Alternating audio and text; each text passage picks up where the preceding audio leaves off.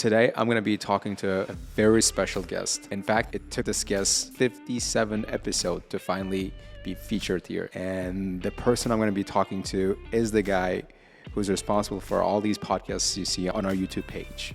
Is the mastermind behind all these podcasts, is the guy who edits all these podcasts, and you finally get to meet him. I know all the questions there, so you don't have to even ask. That is not true, okay? He has no clue what I'm going to ask him except for the last chapter, which is the same for all guests, okay? You want to tell our audience a cool fact about your first attempt?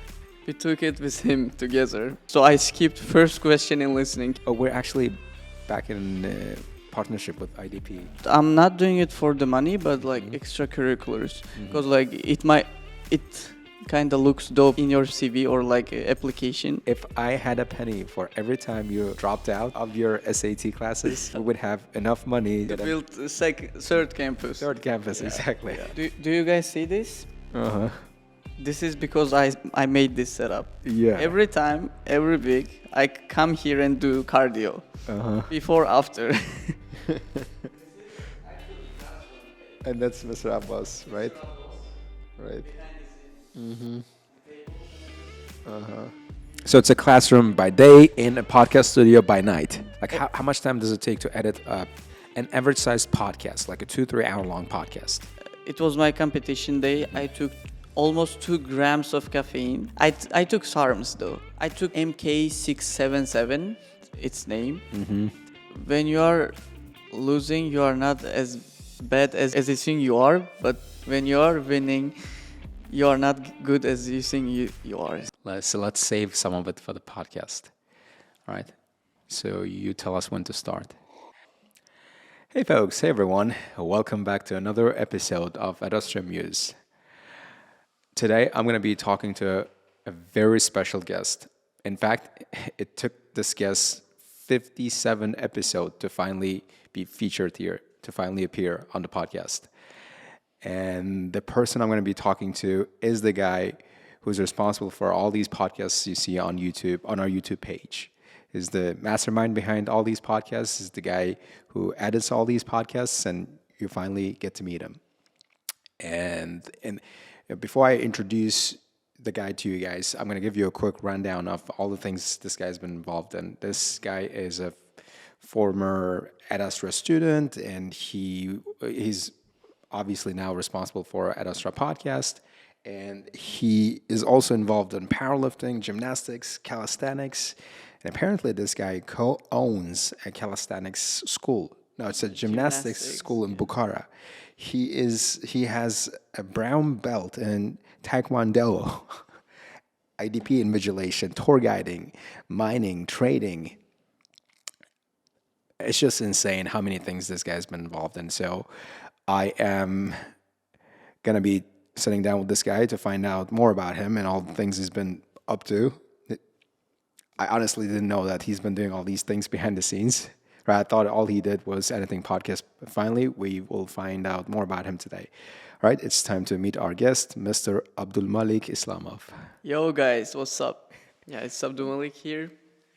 Probably you know me. If you don't, it's time. It's time to get to know me. Yeah. Yeah, it is. So how does it feel to finally come on the show? That's great. Yeah. First time as a guest. First time as a guest, right? But like I've been here like more than 55 times, I guess. Yeah, right. Yeah. Feels home. Feels home, right? So true. So true. This podcast is long overdue. We should have had this podcast a long time ago. And we're finally doing it. Yeah. We are doing it. We're doing it. So where do we begin? Where do we start? Background, of course. I know all the questions there, so you don't have to even ask. That is not true, okay? He literally lied. He has no clue what I'm going to ask him except for the last chapter, which is the same for all guests, okay? Last 2, let's say. Last 2 chapters. What are the last 2 chapters of the podcast? Personal interest and philosophy. Philosophy, right. But you don't know all the other questions. And today No, I don't. Just, overview, let's say. Yeah, right. Yeah. I'm not gonna ask you about your like childhood and upbringing like I do with other guests on the podcast. unless you want to talk about it. No, it's fine. Yeah. Yeah. What do you say we just skip ahead to your experience here at Ad Astra as a student? Like, I guess that's when yeah. all these things kind of got started, Yeah. right? So what was it like enrolling at this school at Ad Astra? That was one of the greatest thing I ever could do, you know, in my life. Like one time I said to myself, I should do something new because, like, you know, I like trying. I say, why not do it? So I wanted to learn English. I kind of knew English at first, but I wanted to get IELTS. So I went one of the schools in Bukhara. I didn't like it there. What happened was we would go there, do all the Cambridge, like let's say Cambridge 7. You do all the chapters and reading, listening, everything in one night. You go there, you check, and that's it. You come back, repeat. Nobody cares if you are doing it or no. But then I said, no, it doesn't work for me. I need some pressure, really. But then there is this guy, Amir, from your group, who was studying at that time. He introduced me to Ad Astra, told him it was one of the best schools in Bukhara. I hope, I hope he was. No, I'm not. I don't hope, but I'm kind of sure it was one of the best. So I came. I had this admission, test to IF because there was no other groups. IF, PI, and AM admission. So for those people who have no clue what you're talking IF about. is like IELTS foundation. So it's before you study pre-IELTS. Yeah, PI stands for pre-IELTS. So I came, I did the test, I got barely 25 because like pass was 25. If you get 24, you don't pass. At that time, it was like that. So then a miracle happened. I got in. First day I came, it was Mr. Muhammad Shokh's class. He was talking this, cool American English. I was like, oh wow, this guy is like crazy. Hell yeah, I love it there. So he was giving us, some lectures about like how's the process and what we're gonna do during the whole period and everything. So then, yeah, it was just a lecture, but this happened. Next day I'm coming, my second teacher was Miss Mukaddima. OMG, that was crazy. She was so extroverted, and I thank her that I'm here now, because all the credit goes to her probably. Because I was introverted, I wouldn't talk to anybody, but she changed me. She changed my mind about everything, I couldn't speak English properly. I was shy. Now I'm confident. I can speak even if I have some grammar mistakes and everything. So first day I can remember, she was also giving us a lecture about like reading and listening and grammar. So, but all of a sudden I needed like notebook to write, but I didn't have one. Instead I had laptop, but it was dying. So I asked for her charger and she was like, no, I'm not gonna give it to you. Look at you and this and that. So I was like angry at her. I was like not speaking for a week or so. I was so stressed because it was just a charger. But yeah, then over time we melt the ice. Yeah, we are friends now. Be cool. And I thank you if you're watching this. We'll talk about Ms. Mukaddima a lot more later on this episode. Yeah, we should. Right. So you studied here for about 9-10 months, right? Yeah. And then you said the test and you got 7.5 in your first attempt. Almost 8, let's say. Almost 8, half a point short of 8, right? Yeah. Do you want to tell our audience a cool fact about your first attempt? We took it with him together. Yeah. And fun fact again, IDP was late. We were talking and now I was like out of concentration. Now, I'm not blaming anybody, but like we talked, I kind of had all these cool ideas after we talked. In that day, we talked about like the future endeavors and everything. We wanted to go traveling and take some vlogs for Ad Astra Muse, and all these ideas were coming. So I skipped first question in listening. Can you imagine that? So yeah, then Would you have got overall 8 if you hadn't missed that question? yeah, I got would have got- 36 listening. Oh, man, that hurts. That's okay. That's okay. Yeah. So we said the test together. Right? Together. It was back in April April 2020. 28th, Yeah, 28th, 2024, 4. right? It has been was- almost a year. Yeah, almost a year. It was a little after we started shooting Ad Astra Muse podcast, right? It was We started January. January, right? Yeah. Right. Yeah. It feels like a century. Yeah. A lot happened in the A past lot, year, right? literally, So yeah. much. Right. It's been nearly a year, right? Today is April 13th. We're shooting this episode. After this like 10, podcast. 15 days, it's gonna be a year. It's gonna be our year anniversary. And I can of remember sitting it the like test together. yesterday. Yeah. But a lot happened. Right. So once you said the test, you decided to do EOR, right? Wanting to get your score up to 8. Up to 8. I retook listening again because I was sure. That was one skill retake, not No, EOR. I no, thought one you- skill retake Okay, it was. all right. I'm not shy of it or embarrassed. I got again 8. Oh, we're actually back in partnership with IDP. Yeah, I know. Must have you, seen the you had this post in the channel. I read it. I'm happy actually. Yeah, but we're not getting the venue back. It's okay. They're not coming back. Yeah. They're not coming back to Ad Astra. Yeah. They got some other plans in mind.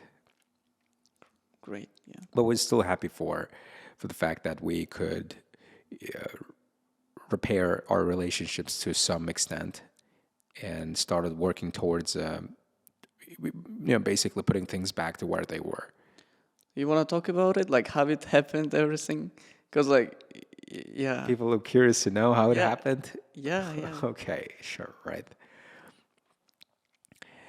It was 8.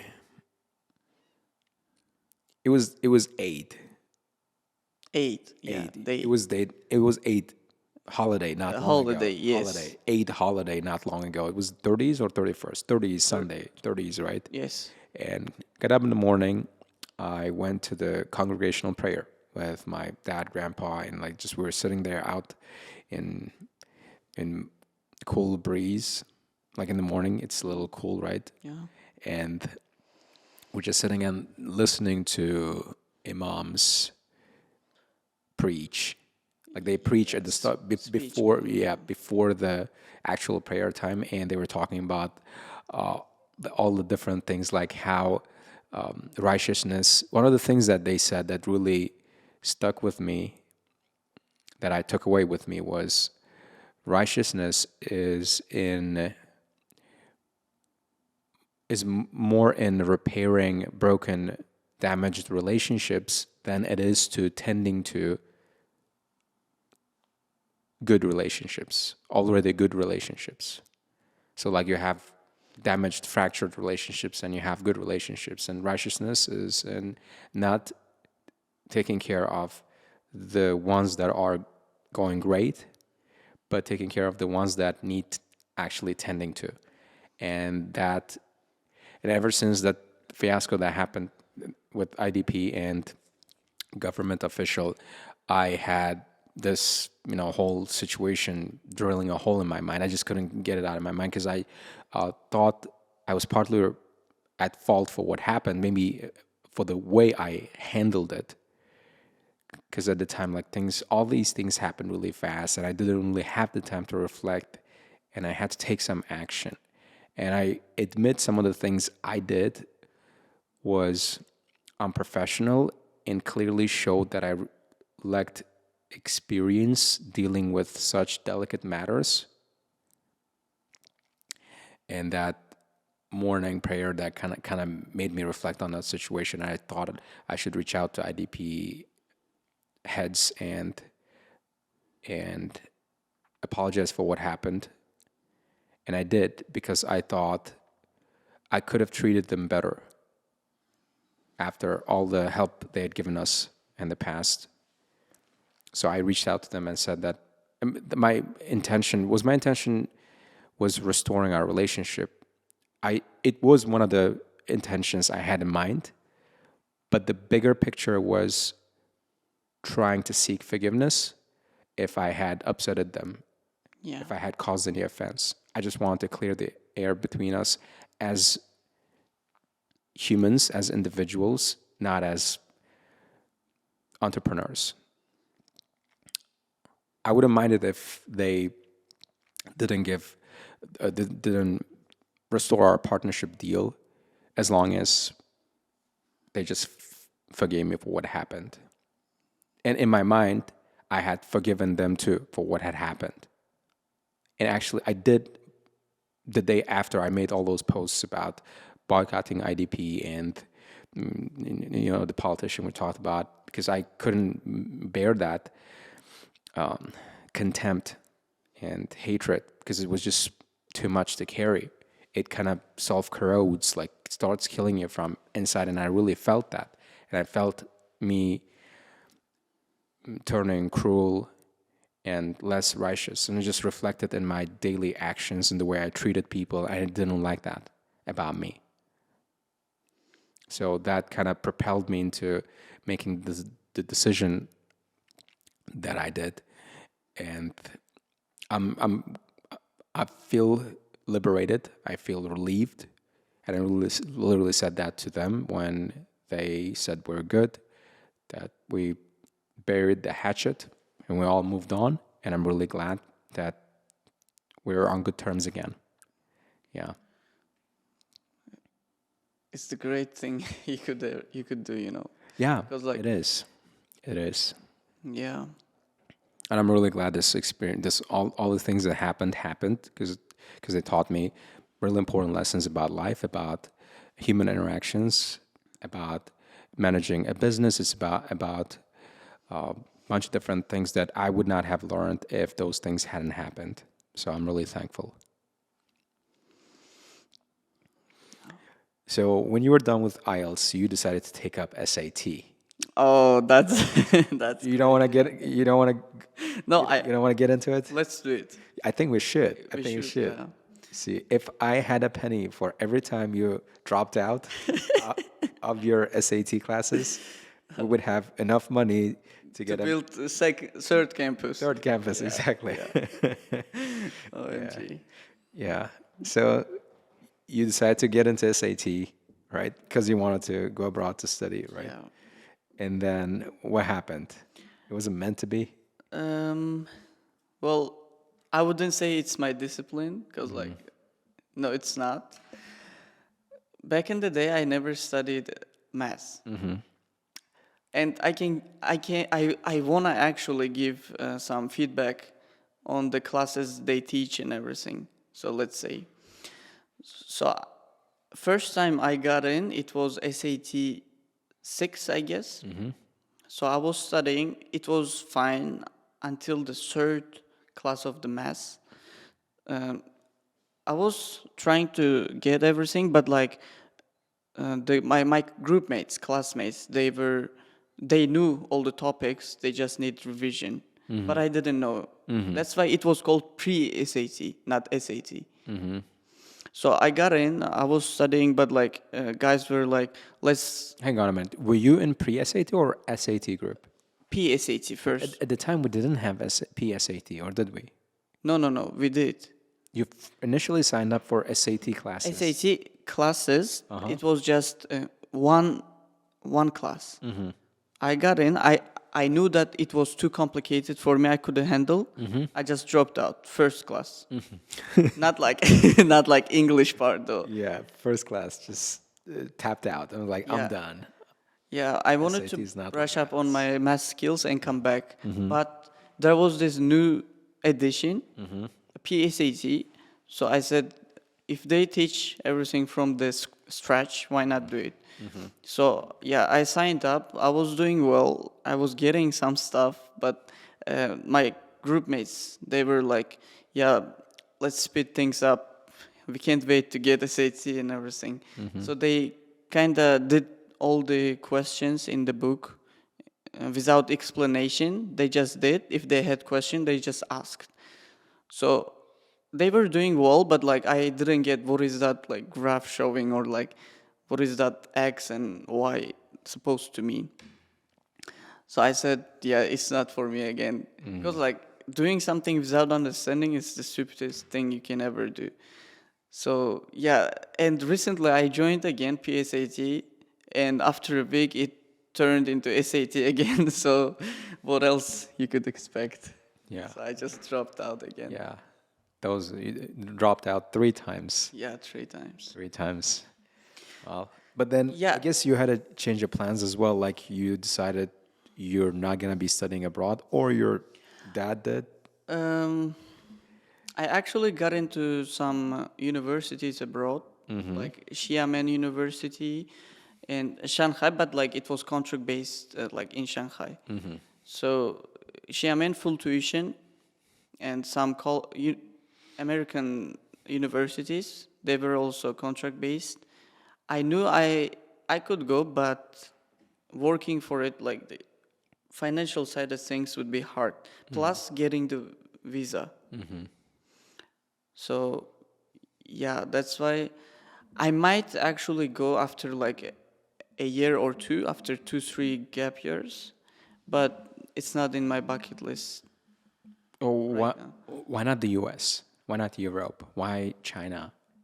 No. I'm not. I just applied there because the ranking was like good, and most people recommended it. Do you have any plans of applying to big colleges in the US? Yeah, that's what I'm like thinking.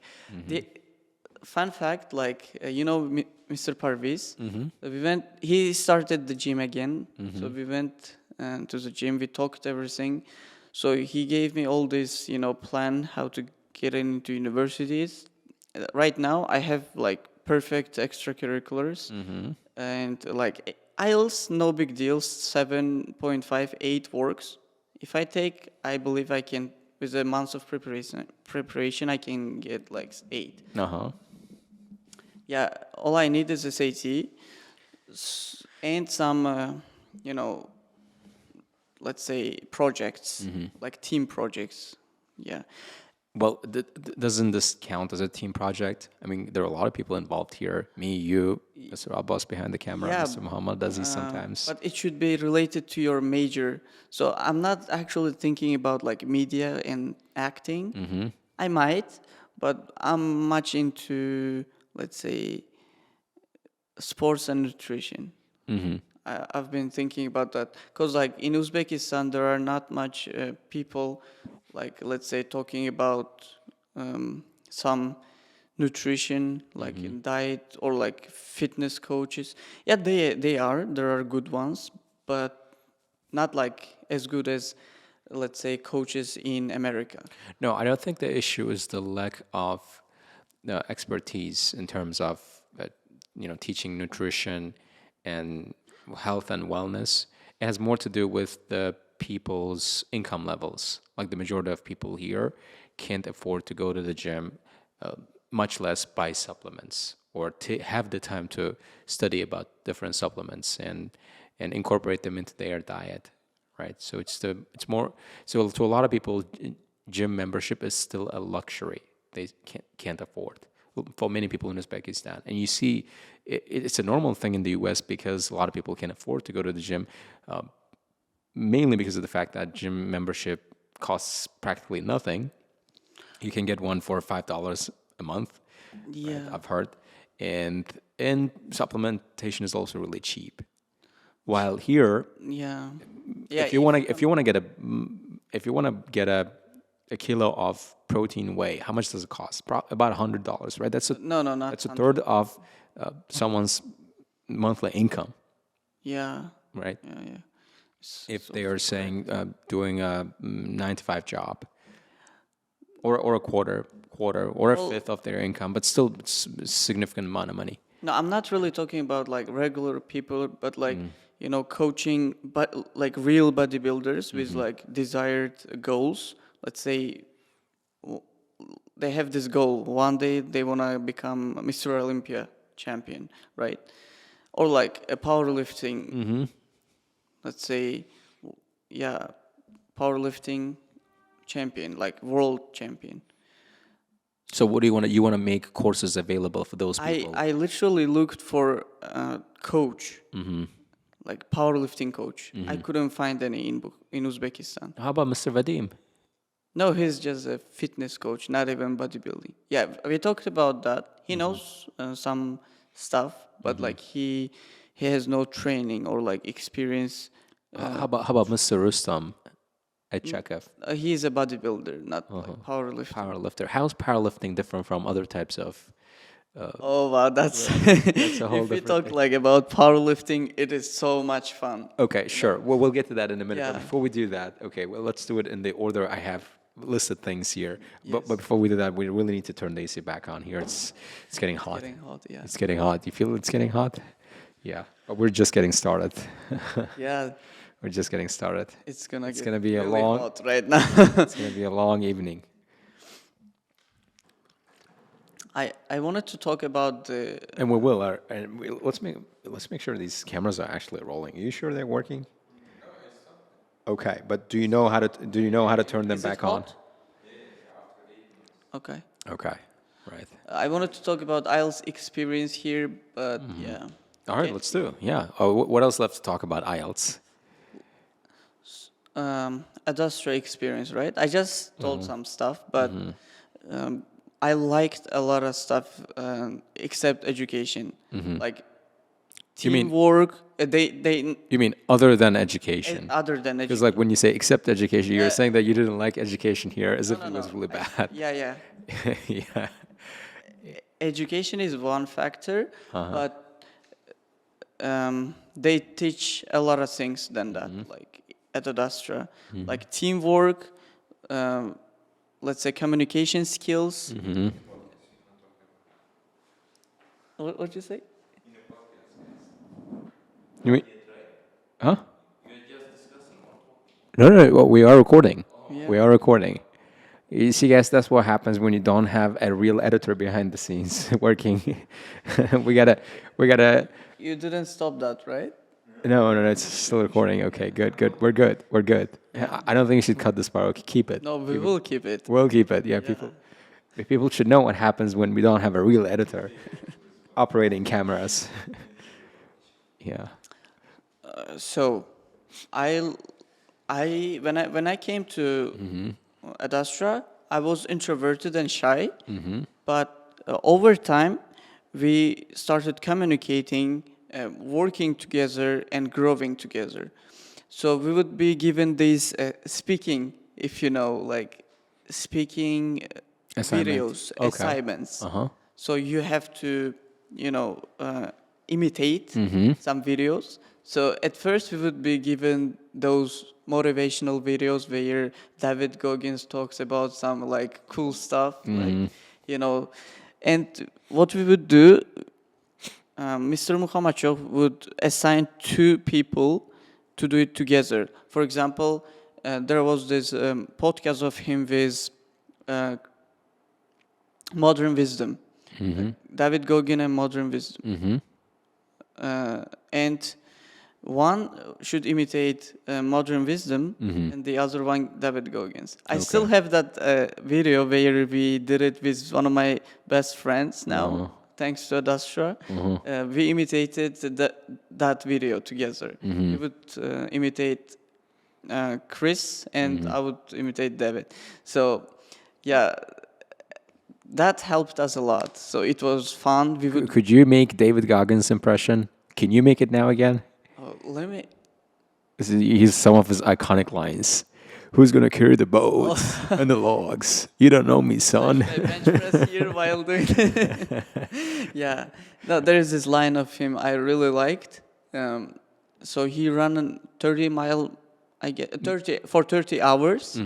So the guy asks interviewer. He comes and says, "What's the most amount of like not amount, like hours you run?" And he says days. That was like cool shit. Yeah. All right. Yeah. That was crazy. And we would secretly compete with each other, even if we weren't. like actually, one day it was your speaking, like kind of lesson, let's say. Rustam came and he didn't learn. Like there was 2 hours time. He didn't learn the video, and he was like, "Let's do something really cool." We would go to ChatGPT and make him make it speak for like 30 times, and we would imitate, not learn line by line, but it would be the same. So it was one of the tricks I did too one day. So what you did was you had ChatGPT read your lines and you would just listen to it. Yeah. And at the end, it sticks to your mind, and you start talking like it. Yeah, that's a genius idea. I think students, other students watching this podcast should probably start doing it too. Those students who learn lines, samples, right? If like reading it doesn't help, it can slip out of your mind, or like you might forget, or you just want to read it during your actual lesson assignment. But when you listen to it, actually, you learn. So, for example, first time there was this podcast we had.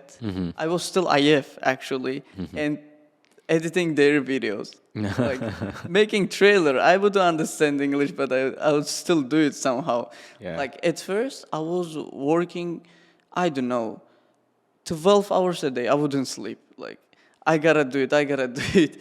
But after some time, over time, my English became better. I learned, tips and tricks about editing. Yeah, now it's much more easier. So, first episode I can still remember. Hey folks, hey everyone, it's Muhammad Ali here. And it's the first episode of Ad Astra Muse. You know, there were a lot of guests I could bring up, but since my brother is here, we are starting with him, or something like that. Yeah. Yeah, I kind of imitated you. I still remember that. Yeah, I do. Because now I watch podcasts 5 to 6 times, let's say. At that time, I listened to it like more than 100. You don't believe me? I listened to that part more than 100 to just synchronize the voice, because I didn't know what the concept of synchronization. So I would do it manually. Wow. Yeah. I mean, look where we are now. 57 episodes in. Yeah. And we're still after it. Yeah. We're still doing great. Nice. Well, we will talk about your actually Ad Astra Muse experience, like going back to your IELTS. IELTS, yeah. Right. So your friends were competitive. You guys always tried to excel. I at some point, but don't tell it to him. I wanted to kill Mr. Alisher. You're talking about Alisher, Alisher the teacher. Yes. What happened? Guys? He would constantly compare me with one of my course mates, like Sitora, if you know her. Yeah, Starska. Yes, Starsky. It would irritate me, like I was getting the same, or like one score, like let's say one reading, she would get like, let's say 37 and I would get 36, and Mr. Alisher would come to me, "You are a loser, look at her, she's 15 and this and that.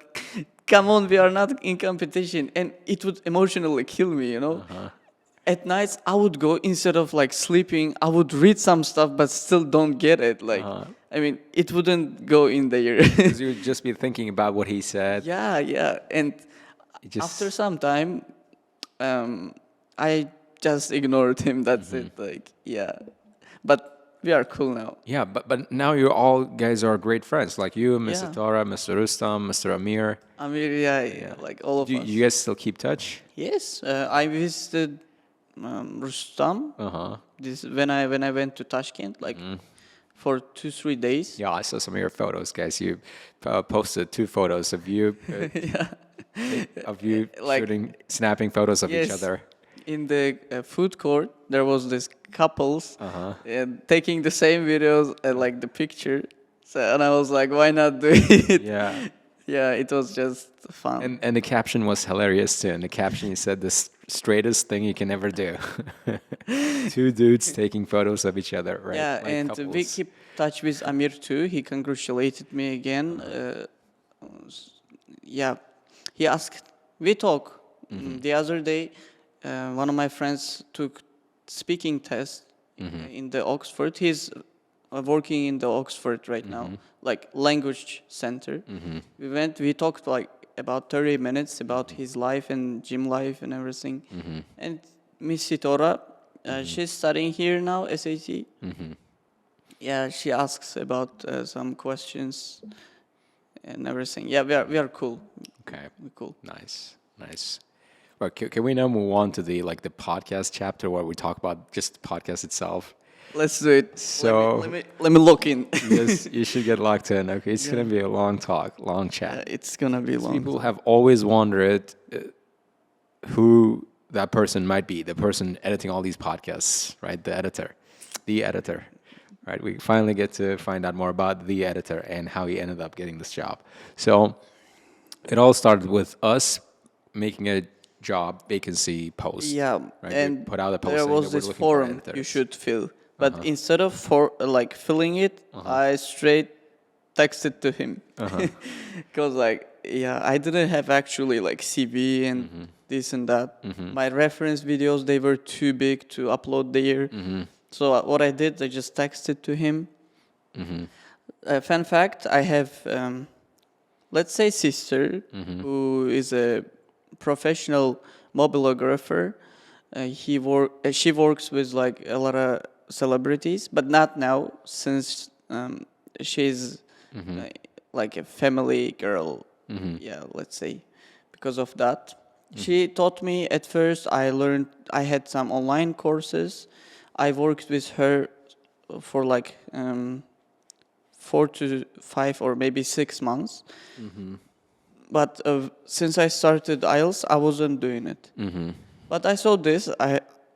The only reason why I applied was I liked the environment here, people, like the teachers, and English environment. Because in whatever we do, I kind of admire American people because of their mentality. Like, be respectful, play cool, focus and discipline because of that. So I texted to him. He said, "Let me talk to Alicia." And I was like, "That's not a good sign," because we were kind of, You had a beef with Alicia. with him. So and I was like, "Okay, let's wait."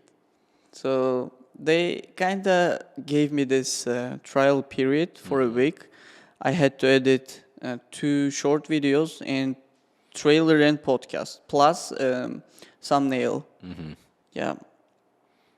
That was, I guess, the hell week for me. I didn't study for that. I slept for 3 hours, all that. Because now I just copy paste, for example, the outro. Just change the name and put. But I had to make it all over, from the scratch.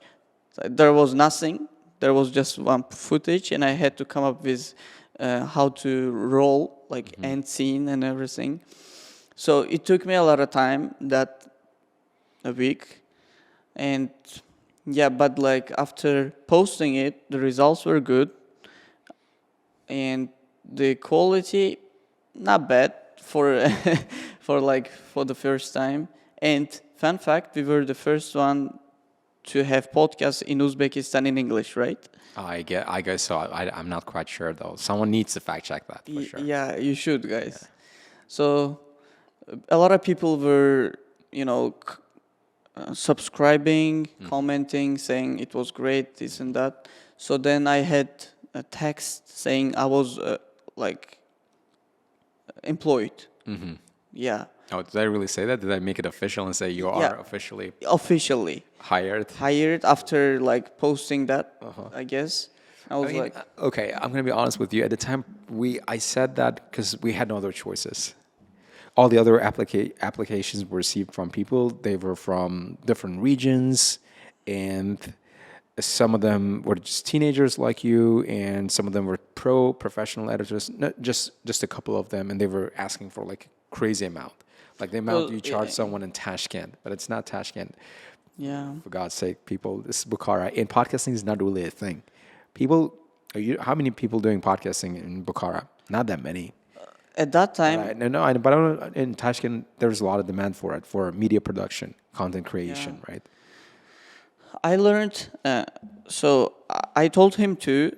I didn't have editing podcasts experience in editing podcasts, but I would learn it in a week trial period, and I did, and it was fine. So in Uzbekistan, I guess I was the maybe in top 10, like to learn it, because like literally nobody, I didn't know anybody that could edit podcasts, because it's not you just put some filters and everything. There is a lot of things going on than just putting two footages and watching it. No, you gotta color grade, synchronize, organize, review, nest. So if I say it's gonna take a lot of time, so yeah. Can I ask a quick question here? Yeah. Did you think at the time, or maybe a month into the project, or 2 months into the project, did it ever cross your mind that we would go this far into the project? Of course. You believed in the interview day, I said it would take us 6 months to reach 10K subscribers, but it took us 7, 8, I guess. Okay. Yeah.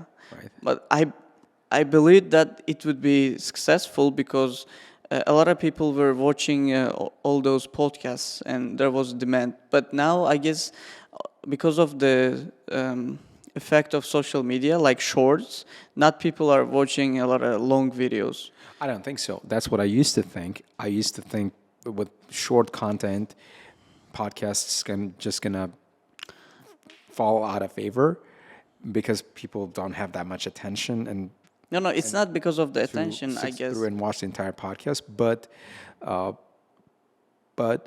I think eventually people gonna want to come back to long format content, videos where they can just sit and try to connect with people rather than having like this quick bursts of dopamine and trying to have a more meaningful, deep connection with the content they're consuming online. So that's my thinking, right? It's just a temporary phase we're going through right now, and eventually our natural instinct's gonna kick back in, and we're gonna wanna crave, we're gonna yearn deeper relationships, not just like the real world relationships, but also online.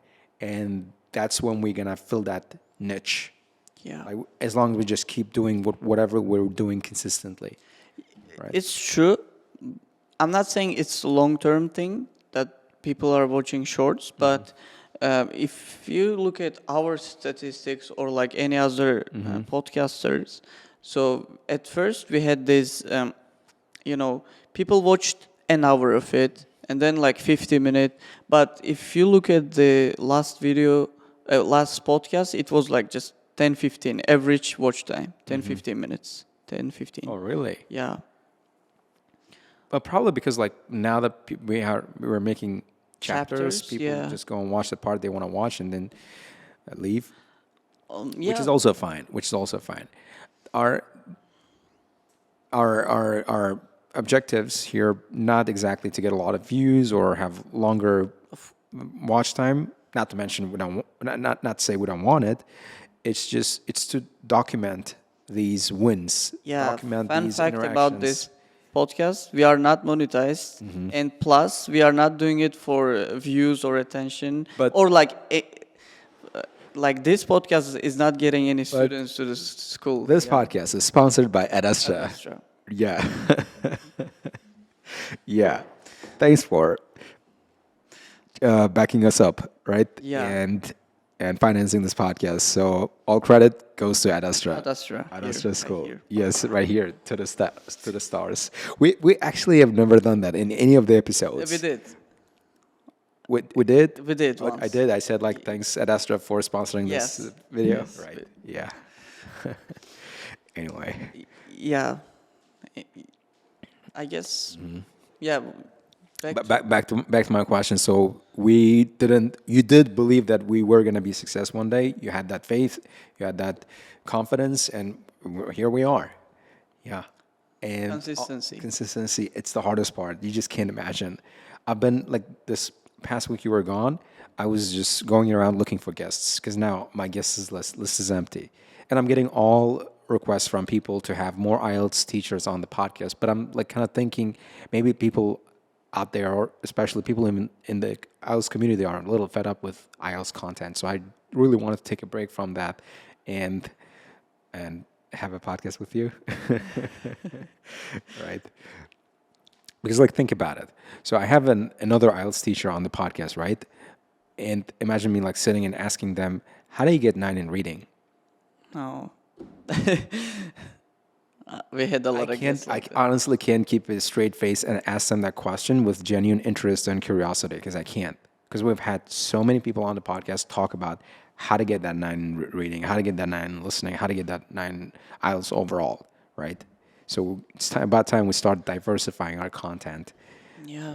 Because otherwise we're just getting old, repeating the same thing, don't you think? Of course. Yeah. Like I was told by a lot of people too, why not try some different people, like, because they watch, for example, I can say like teachers, they watch some of the podcasts, they say, we already know these things, like how to get 9, for example.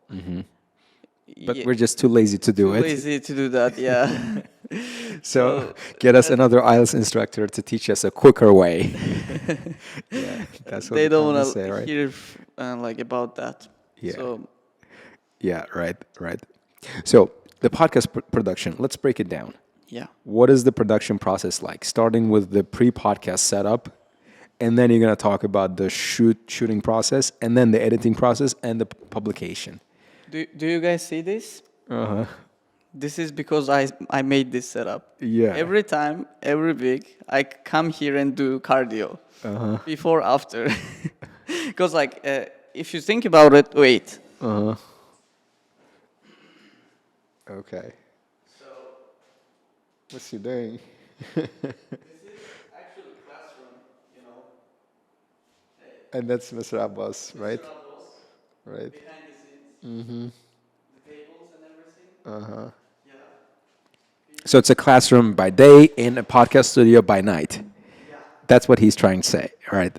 It's a classroom by day and podcast studio by night. Sometimes a podcast studio by day if we have guests coming in from Tashkent and they can stay only for a day, right? Yeah, that's why. First thing happens, we make this arrangement. Yep, organize everything. Then wait for the guest, or I might be late sometimes too, which is really uncomfortable, but frustrating. In some instances, almost got him fired. Those were crazy times, I know. Yeah. How many of those tense conversations that we had about this podcast? My God. Yeah, just thinking about it makes my blood pressure rise. Yeah. So, yeah. Do you know when I was most frustrated? Shahina's podcast? Exactly. Yeah. That was, I wasn't that frustrated when there was no audio for 2 hours on Mr. Khurshid's podcast, but when I found out there's no audio for Shahina's podcast, I was so mad that I couldn't talk. That's what happens to me. When I'm mad, I can't talk. I really can't. I go completely mute. I just couldn't. I couldn't bring myself to say anything because I was so mad. Yeah. Anyway. But we don't have that issue anymore. Thankfully. Yeah. Yeah, we don't have that issue. Now we have what's called the audio mixer. New edition, right? So, back to the production. Yes. First thing happens, we make this, then wait for the guest. Guest comes, mic check. Because like it's the important part of the podcast. Then fix the arm, or how do you call it? Yeah, it's the arm. It's the arm. And go behind the scenes, take one chair, put on headphones sometimes. Just to, check the audio quality. And press recording, say 1, 2, 3, action. And there is this thing. We don't have it. We don't have it. We don't actually have it. Yeah. Yeah. So then the process goes on. Sometimes 2 hours, sometimes 5. And fun fact, we after shooting the podcast, we sometimes go out on a dinner or a lunch, and that's where the interesting things happen. Like we Okay. talk about great stuff. One day, I promise, we will make podcast of that too, right? What do you want to do? You want to You bring with your record. camera? Yeah. Well, I mean, just the footage, 5 minute maybe. how about we make that footage today after this podcast? Let's do it. Let's do it. I think we should do it. So Promise. this would make this podcast extra special. Yeah. Yeah. Hey folks, this is post-production scene. This is what we usually do after the podcast is go out with the guests and chill. Yeah, we're at this Japanese place. Tea in Japanese style, right? Yep. Look yep, at this, I yep. like it. It was actually a really long shoot. It was 3 hours long, right? Yeah. A little over 3 hours. And as you guys can see, the guy's a little worn out. And It's fine. yeah. All right, that's it for now. All right, guys, we're in the car. Now I'm giving Mr. Abdulmalik a ride back home. Yeah, that is the end of the day. That is a wrap for today. Peace. So many additional exclusive footages coming in. Keep watching. And once we are like full, eaten, you know, if you are full, you don't want to do anything. You just want to sleep. But we do cardio again. And that's actually great, you know. It helps you to digest and, you know, have some blood flow. Yeah. And finally, go home, take the cameras back to campus to the next day, the following day. First thing I do, I transfer the footages, like the audio raw footages from two cameras and one iPhone, and that's it. Right, And- and that's where the editing process starts. Yeah, starts editing. Explain to them how easy or hard this process is. Like, how does it really go? Editing, I would say it's 7 out of 10. You mean the Or if you are professional and if you used to it, yeah. But like, you mean the hardness level? How hard it is? Difficulty level? yeah. 7 out of 10. 7 out of for professional. For like amateurs, for me it was 11 out of 10. I'm not gonna lie. I was doing all this research. I wouldn't know how to do it. Like, I just counted my mistakes and I was like analyzing it myself because there was no resource at that time, like on how to actually shoot podcasts or like synchronize, split the screen and everything. Yeah. So it was a steep learning curve. Yes. Like you just tried to climb. But now You made it. At the end, you did it. We did. So then, after transferring, it takes about a day or some. Then you gotta put everything into the software I edit, and it's Premiere Pro by Adobe. I put everything. Is it pronounced Adobe? I thought it was Adobe? pronounced Adobe. Really? Adobe Editor. Let's check it. I don't know. think we should. Like people say it. Adobe actually means brick, a type of brick they use to build. It's a mixture of mud and straw, dried in the sun and used as a building material. Yeah, I know the meaning. Oh, but it's actually Adobe. Adobe. I've been pronouncing it wrong the whole time. Adobe. Yeah. Yeah. So, yeah. And I put everything, let's say, first. If you don't know, we have all these breaks with two cameras here because they get hot and they need break.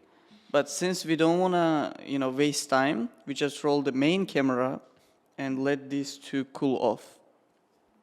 So that's why there is this, each between each break there is empty space.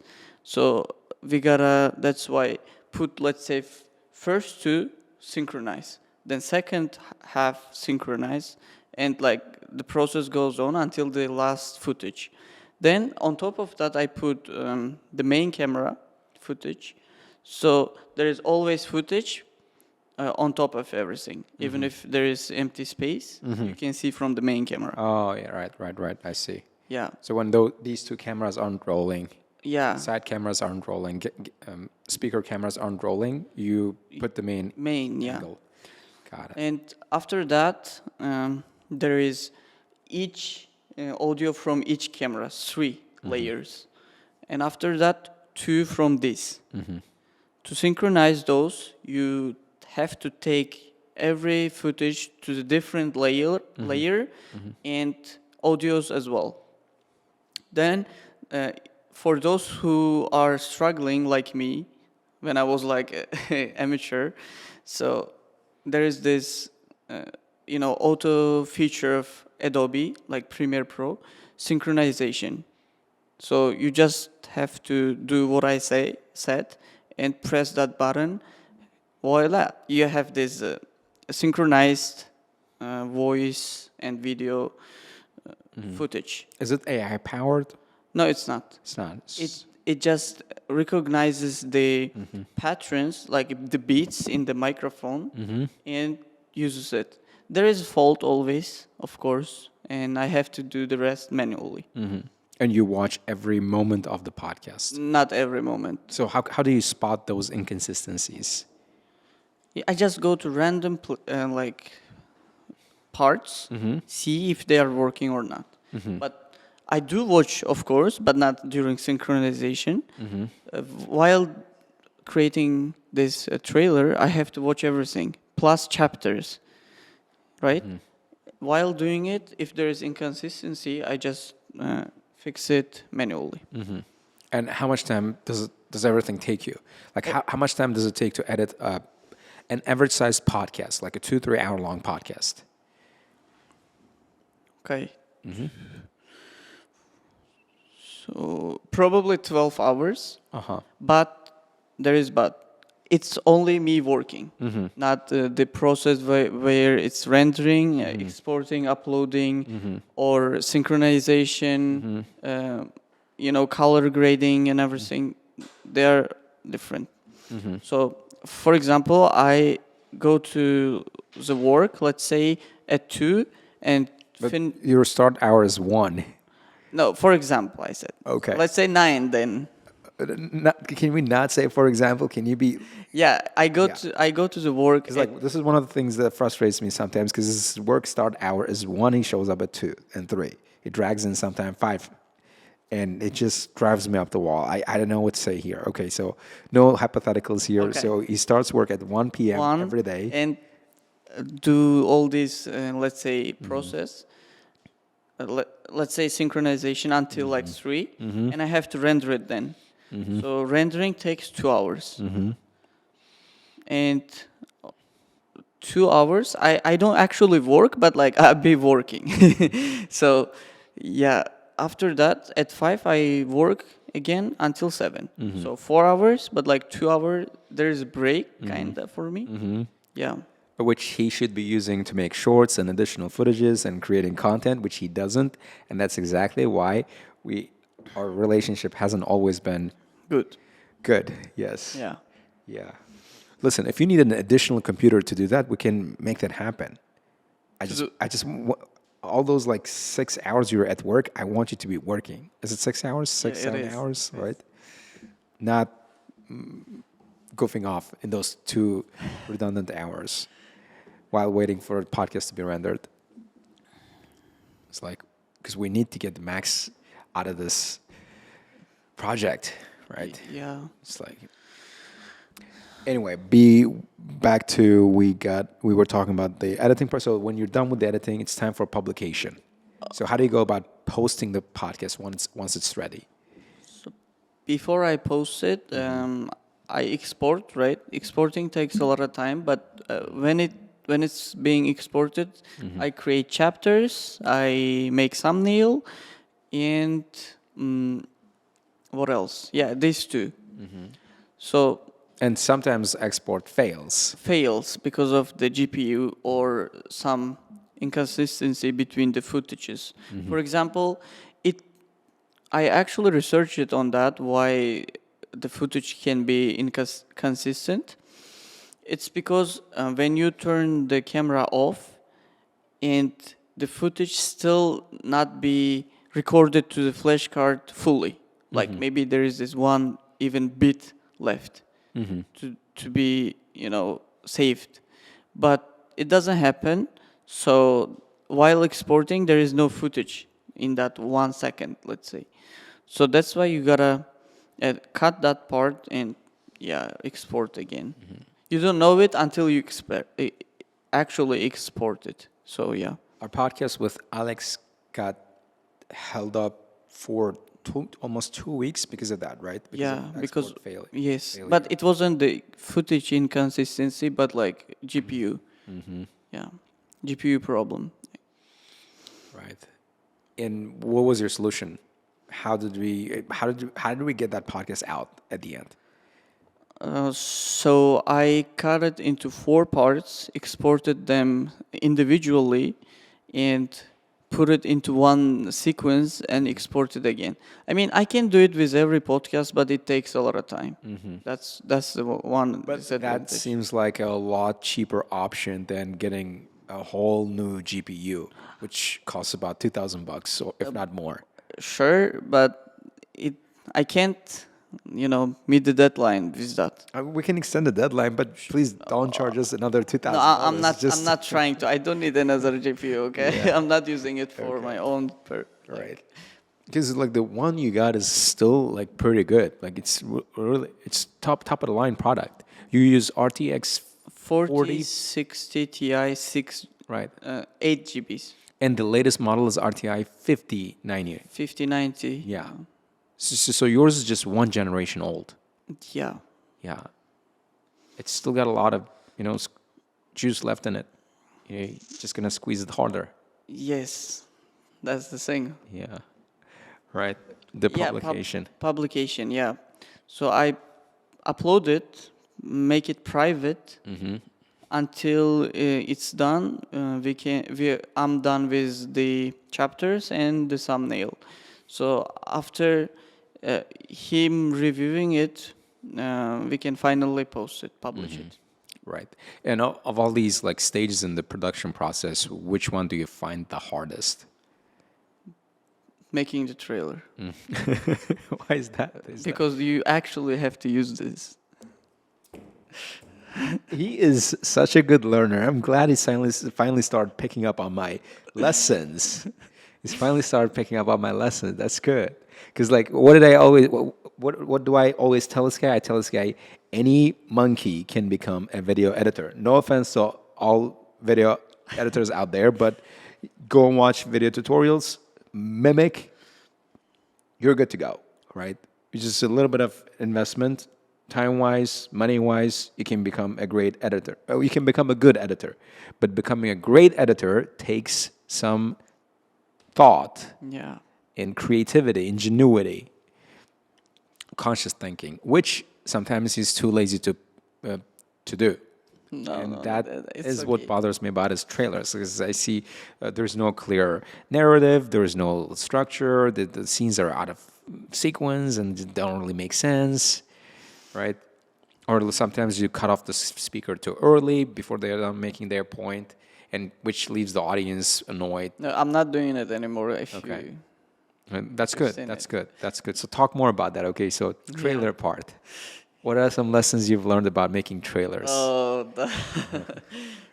it wasn't easy. So first,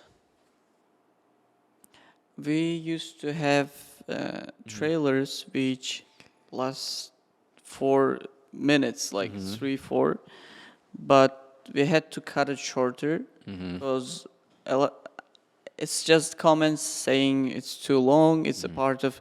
It's not actually a trailer because there is no intrigue, and they're actually talking about one topic for 30, 40 seconds. So I read that and tried to, create some intrigue. So, for example, let's say there is this interesting question and there is no answer. And the answer would be in the podcast, so which actually makes the audience go and watch the podcast. Yeah, and what else? Actually, you know what? While you're speaking of trailer, I noticed at the start of our podcast where you put trailer as preview. There's no podcast theme music. We stopped. I stopped it. We yeah. turned it off. I think we should put it back. I think we should Really? because people music is a good association point. Like people usually associate a particular tune or theme song with a podcast. Like with the Joe Rogan podcast, they have their theme song. Yeah. They play at the start, and we need the same. We need the same kind of thing. It's our own theme song, which we own, which we have a license to. We bought it. We have license. Yeah, that says that the song belongs to this podcast. So Yes. I think Moody Fin by Stylish Car. yeah, it's a great song, right? Yes. So you should put it back on at the start of the trailer. Yeah. we will. At the start of the podcast when you play the trailer. Yeah. And that part, you might actually want to write the word preview and put it in the corner, like they do in some podcasts, so people don't get confused. Yeah. And when we just jump from one point to another, so they know it's just a quick rundown of the podcast, not the actual podcast. At first I used coming soon, but then you told me to remove it. So No, let's put like the word preview there. preview then. Preview. Okay. Yeah, Got preview. it. And the music, two things: music yes. and the preview. But how about if you put the music back? How about my voice? That voiceover we have. Now we will fade it out like the We music can, until right? that. Right, and then there's gonna be my voice saying, Yeah. "All right, let's keep some of it for the podcast," Yes. and then we start rolling. Yep. Yeah, That's great. that's great. It is. It is. So, what are some of your dislikes about this production process? Production. Yeah, if you have to name, say A few three, things, a right? few things. Like, what are some things you would do differently if you were the podcast host or the producer, main producer? No, I can't really talk about like the process, but like editing process and this I can tell. While sitting here, like behind the scenes, you might get actually bored. Especially if the guest is uninteresting. No. There is no uninteresting guess actually. It's just it depends on your mood. Like you don't actually wanna watch podcasts every day or every week. So there is this kind of motivation you have. For example, when you wake up and you wanna watch podcasts, you will. But that's why I guess staying consistency is hard. So you come even if you don't wanna listen, you should. So Oh yeah, I have the same experience. It's called mental fatigue. Like there are times when we shoot podcasts back to back, like week after week. So one week I come in and do a great job as a host, and the second week I come in, I'm not just there. I'm just zoned out. I really have a hard time locking in. oh, the same actually happened the other day. We met with Mukaddima and Rustam. It was my competition day. I took almost 2 grams of caffeine. Is yeah. it a lot? Like to put it into For you perspective. to understand, the max a person can take daily is like 400 milligrams. milligrams, and you took 5 times that dose. Yeah, five Five times. times that dose in one shot. Yes. How are you still alive? It's not really bad. I got it out while training or like performing. So it just Oh, but you gotta play it safe though. Like you're No, I taking a don't. I gamble don't with take. your heart. I don't take caffeine much. I'm not caffeine addict, but at that time I should have, because I didn't want any really pressure to my heart. To me, like you had to. Yeah, I had to. You had to. I had to. It was a mandatory. And yeah, what happened? after you take a lot of caffeine, so caffeine makes you focus, right? But too much of it makes you, see some things. No, I'm not saying that, but yeah, it makes you unfocused. So she was like talking to me, I'm like somewhere else. And I was like, can you come again, please? Zoned out, literally. So she was like, I felt that she was kind of irritated by that. Because like, I told her to meet the following day, but she was like, no, we should do it today. And yeah, it's not my fault. Yeah. Sure. And Anyway. plus making chapters again. But you told me other time you are using AI, ChatGPT, to do it. To do what? To create chapters. You said it just... Can you use AI to create chapters? No. You have to do it yourself. Yes, Okay. I do it myself. You probably meant like just refining your phrases. Proofreading it. Yeah, proofreading. Good. I'm glad you're doing it because before I used to do that myself and I get really angry. But now I see like they're all neat, short, succinct. I love them. You're finally doing a great job. I was AI. I'm willing to pay for it. No, you should actually try it on ChatGPT. Copy paste the link and say create chapters for it.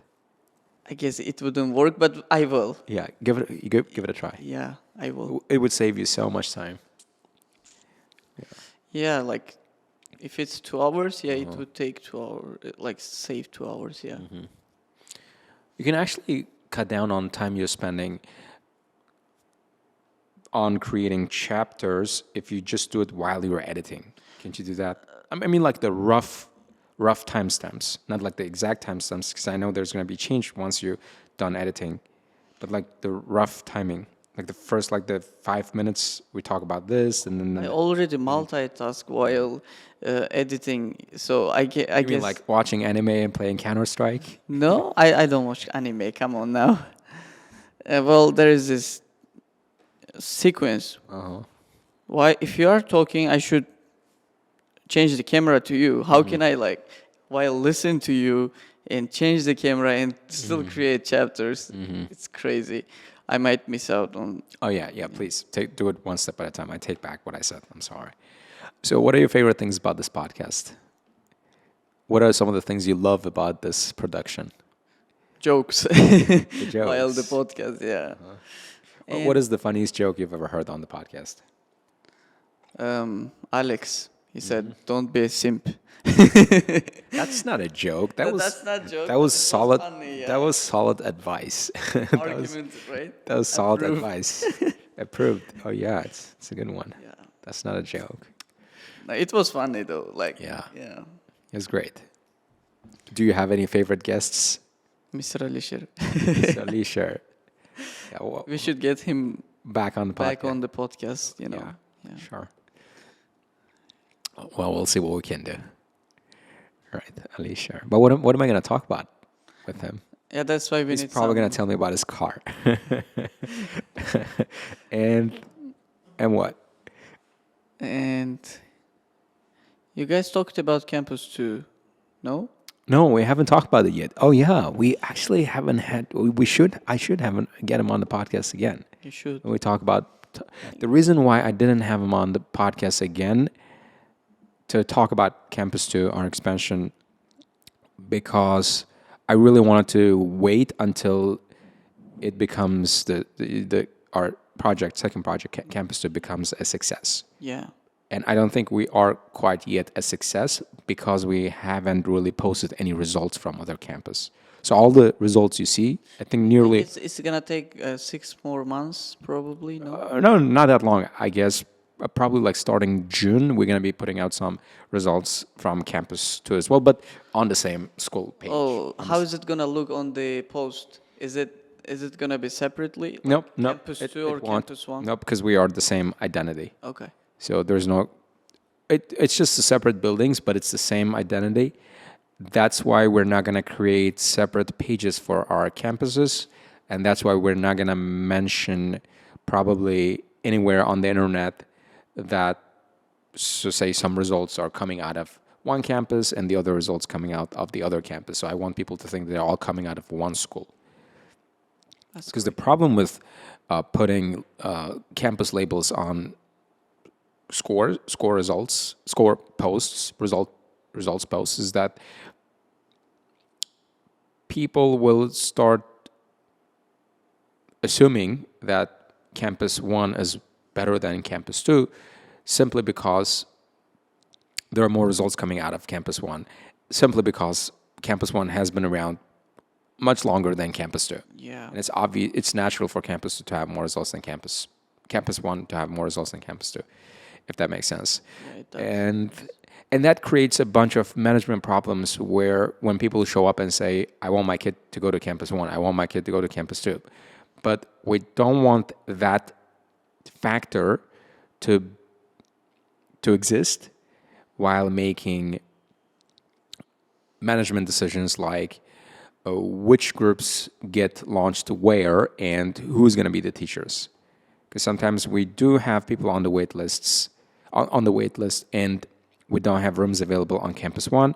So we do have teachers on Campus 1 though. So what we do is we launch the groups on Campus 2 and send the teachers over there. Yes. So it's like very much like university with different campuses. Like if you're a medical student, you don't really always go to medical university building premises to take classes. They send you to different parts of the city. They have campuses, or they have partnerships with a bunch of different clinics, and that's where you get your education. And I want people to. I'm trying to create the same experience here. Yeah. So back to your favorite. So your favorite thing is the jokes. Any other things you like about this podcast? About this podcast, okay. I like everything. If you didn't like it here, you wouldn't be working like. But it can be all. I told dislikes. Whatever it is, sunshine and rainbows here, right? There have to be some things we do talk about your dislikes, so we're good here. So there's one more thing I'd like to talk about on this chapter here before we talk about the main highlight of our podcast, which is your powerlifting experience. So your experience of upgrading your skills. I remember you getting some training at Everest School in Tashkent. So I think it's high time we give him some props. We give him some credit for helping you out. So do you want to talk about it a little? But before I do that, I wanted to thank them. This time I went to Tashkent. I bought them gift, like small gift. I was about to visit them, but then they said they were in Khorazm. Well, you could leave their gifts in their office. But that was like small, I didn't go there. That's why. Right. It was far away from where I stay. Yeah. But next time I will go there for sure. Like we keep in touch. We became like close with them. Yeah. So it was really nice of Mr. Khurshid, founder of Everest School, to let our guy to go over to them and learn the ropes of editing. Yeah. Yeah, they did us a really big favor. Right? What are some of the things you learned from them? Oh, I learned a lot of stuff. So specifically, what did you learn? The use of the camera, color grading. Because I used to just color correct, not color grade. How are these two things different? Color grading is giving the raw footage, like there is no color if you know the raw footage. Actual colors, giving it actual colors. That's color correcting. No, color grading. Oh, okay. So if you shoot this episode and see it from the computer, there is no color. It's just white and black. Oh.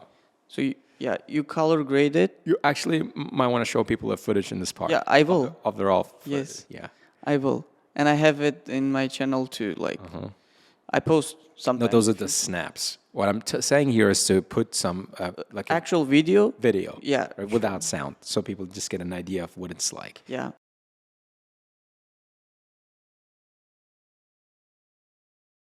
Black and white footages. Then you give it this color, like whatever you like. You want it blue, go blue. You want it natural, authentic, go. So there are different kinds of color grading you can do, and there is this lots too. You can just apply, but they don't work on And us. what are the settings you have for our podcast? Manual, Okay, manual. no saved stuff, all manual. Can we try some like movie kind of theme for our podcast, like dark vibes? Dark. Yeah, like the Oh, it's not color grading actually. It's setup. So we can actually make it dark, but it's not gonna look cinematic. okay. It also comes down to the lights and the setup. Setup, we just need the black background for that. But with this, I guess. So like what I had in mind was like it's kind of the like Batman vibes. Like it's in a bat Show it. cave. Yeah, like in a bat cave. Yeah, it's That's probably gonna ruin the vibes, right? Because I don't know. It just seems hard to connect with. Yeah, Yeah. you could say that. It would make us seem like movie characters, but we're like real people. Like we're not some fictional characters, are we? Yeah. Yeah, it's best to keep things the way they are for now. Yep. For now, we good. Okay. So you learned color grading. Color correction. Color Color correction is there might be some problems with the footage. So let's say if my hair is black, but it's showing kind of grayish, so you correct it manually. Yeah. Or The hair part. yeah, just the hair part, or like How do you do that? Like you select the hair area. yes, there is this tool for that. Does it not affect like the shadows on your face or the? Nope. face Do you remember this skin podcast? No, it doesn't. Do you remember this podcast with Rukhshona, Miss Rukhshona? I shared you actual one, and then you said it was too bright, and I changed it. Like I decreased the brightness. on her face? Yeah. There was too much glow Yeah. on her face. Yeah, you remember? But you were telling me it was because of her makeup. It was because of her. No, I'm talking about. I'm talking about the tool there. Yeah. So there's a tool capable of making color corrections to No. specific You do everything manually. parts of the body. Let's say she was around this circle. I circled this and decreased the brightness of that area, not other stuff. Yeah. Yeah, you can do a lot of cool things with editing tools, right? Yes. So And I learned these cameras, how to use them, audio mixer, some lightning stuff, but we are not using it, the one we bought, oh yeah. because of the main camera. So I thought at first we weren't gonna use the main camera, but eventually we did. So we are using the old. And the whole idea of having this angle, the mid angle, is to give our audience some viewers break. space from the conversation, because they might get fed up staring at one person for a prolonged amount of time. It really helps when you give them. So if it's a person like you, they wouldn't be, I guess, right? Yeah. So on a scale 0 to 10, how would you rate your editing skills? Like editing or podcast editing? Okay, podcast editing skills, because that's the one I'm interested in. Yeah, 10 out of 10. 10 out. Okay. No, just no, I'm not talking about the trailer designing or something. Yeah. The podcast itself, like yeah. Okay, I can't tell if this guy is just cocky or he's actually that good. So if there are any editors It's watching confidence. okay, if there are any editors watching this podcast right now, can you please rate his editing skills in the comment section below? Comments. Yes. Yeah, let's see. Yeah, and you better share this timestamp on your channel so people go and actually rate your skills. We will. Yeah, we should, We'll let you know. because I need to get some professional opinion here. Okay, realistically, it should be 8. 8 out of well, yeah, there you go. You're being honest. How about your overall editing skills? 4, 3. 3 out of 10. Okay, now there's so much room for improvement. A lot of room for improvement. Like podcast editing is one thing from the editing, but like editing itself is like really big thing. Okay, I want us to do thought exercise real quick. So imagine 5 years from now, you are 9 out of 10 as an editor, overall editor. Okay. Would you like that? I would. Yeah. I would like that, but I- unless And imagine running your own media company. not really. Like you have your own production studio, like Walt Disney did. Yeah, How do you like that idea? Like, I it's mean, cool, but being the first in Bukhara or in Uzbekistan for that matter, for making English content, and you start not just making podcasts, you start making movies. You start with. movies I would like that, but I'd love to I star in your guess movies, in Uzbekistan it's not like really the Quentin Tarantino style. Quentin Yeah, Tarantino, because he makes his own movies, he writes there his is own script. so much going on. Literally, I guess there is no one who can edit who has like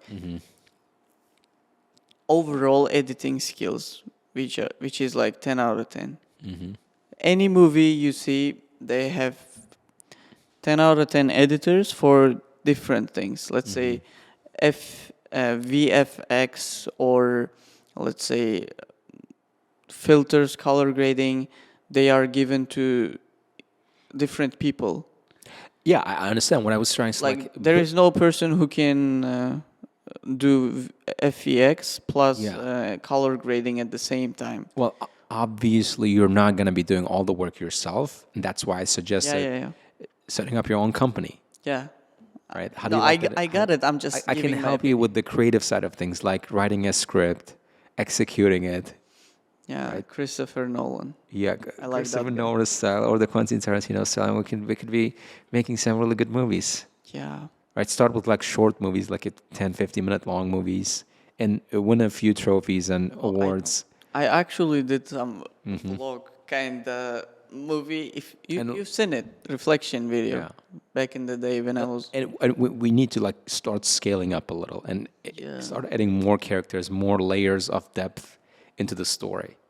Shoot. How do you like that? And then work our way to Oscar nomination one day. Okay. Okay. We could do that. I mean, everything is possible if you just Yeah. believe it. Who would have thought me becoming like national champion? Uh-huh. If you've seen me like a year ago, I was like, nah, that's crazy. Well, I guess now it's time we start talking about your powerlifting experience. So we're done with we talked enough about podcasting. Yeah. So powerlifting. When did you start? When did you get into it? August 11th, 2024. 2024, August 11. So it was quite recently. Yeah. Uh huh. 8 months ago, 7 months. Okay. So there's this friend of mine, Shogjakhon, you know him. Former student at Ad Astra. Is it the guy with a cat? Yeah. He's a cat lover. Yeah, Yeah, I know the guy. that guy. He's very quiet. He used to study here. I saw him sometimes, but then I kind of got to know that he was a power lifter. I used to watch a lot of videos on powerlifting, like Eddie Hall or like Thor, everyone. I kind of liked it, and I said, why not actually try? Then I reached out to the guy, asked about his experience on the competition, because like I didn't know we had competition in Uzbekistan, like IPF and like strongman. So I asked about that, and he gave me all the information. It was my third month, I guess, going to the gym. Not like powerlifting, but yeah, just going to the gym, staying fit, becoming kind of bigger. Then I researched again, like the whole internet, like IPF rules first, then the technique, then the everything that should be done in order to go into that competition. Interestingly, we had a competition coming in a month. Like it was Asian championship, not like let's say Uzbekistan. This time it was Uzbekistan championship, but that time it was Asian. I went there and I just trained for a month and went there to the Tashkent. I I made a lot of mistakes, like literally. So starting off with squat, I wasn't going down deep enough. I got 2 red flags. Fact, 3 white flags, 3 red flags. They mean, is your lift good? So if you get 3 white flags, it's perfect lift. If you get like 2 white flags, it's a good lift. And if you get like 1 white flag, it's a lift but not allowed. Yeah, it's not allowed. Meaning they won't give you points. Yeah, it's not counted. So you have to do it all over again? No, you can't. You can't. If it's your 3rd attempt, you have 3 attempts, you gotta reach the highest you can. So how many points do you get for each lift? If it's a perfect lift, you get... No. There is no points. You just do your personal best. For example, in my experience, I did 115 squat at first, 3 white flags, 125, 3 white flags, and I went to 140. I never done that. I was like, why not do it? So I kind of did it, but got 2 red flags because of the depths. Oh, right. Yeah, it wasn't counted. So my personal best was 125. Yeah. If it's like 2 white flags, it's good. That's it. And moving to bench press. In that day, like September, first competition, I wasn't listening to the commands. So each lift, it has its own commands given by the judge. You mean the comments? Commands. How do you mean? Like, is this spelled C-O-M-M-E-N-T? D. Oh, D. Command. Commands. Got it. Yeah. Command. So, for example, like squat. Order. They tell you what to do. Yeah. For example, in squat, you take the bar out, you just stay straight, like knees locked in, and if it's fine by the judge, they say squat. Just go down and stand up, and you just hold it again. You can't rack it, and if your knees are locked in, the judge tells you to, rack. So it's squat and rack, 2 commands. If you squat without listening to the command, if the judge doesn't tell you to squat, and you still do it and it's perfect, it's not counted. 3 red flag. So you have to wait for the judge's cue. They tell you when to do it. Yeah. And bench press. In that day, like September, I was unracking it without listening to it. I was doing, and that's it. I did it, but like I'm getting 3 white flags, and I was like, oh yeah, I had to listen. And second attempt, I did listen, but 3rd command, there is this rack command. I didn't listen and put it. Because it was too heavy, I'm guessing. Yeah, You couldn't like hold it. Heavy to hold it. Yeah. It was 60 kilos actually on that day. And what was your personal weight at the time? I was gonna talk about that. I competed in 59 category while being 46. 59 category. I mean like 51 kgs. 59. 59 kgs. Yes. So it's like It means you can be the maximum weight. Lightweight division. Yes. Is it the lightest weight you can compete? Yes, the lightest. So that's the lightweight division. Yeah. And while being 46. I did it for experience though, only. Yeah. The guys were, are you sure you can do that? Like, it's not recommended and everything. So yeah.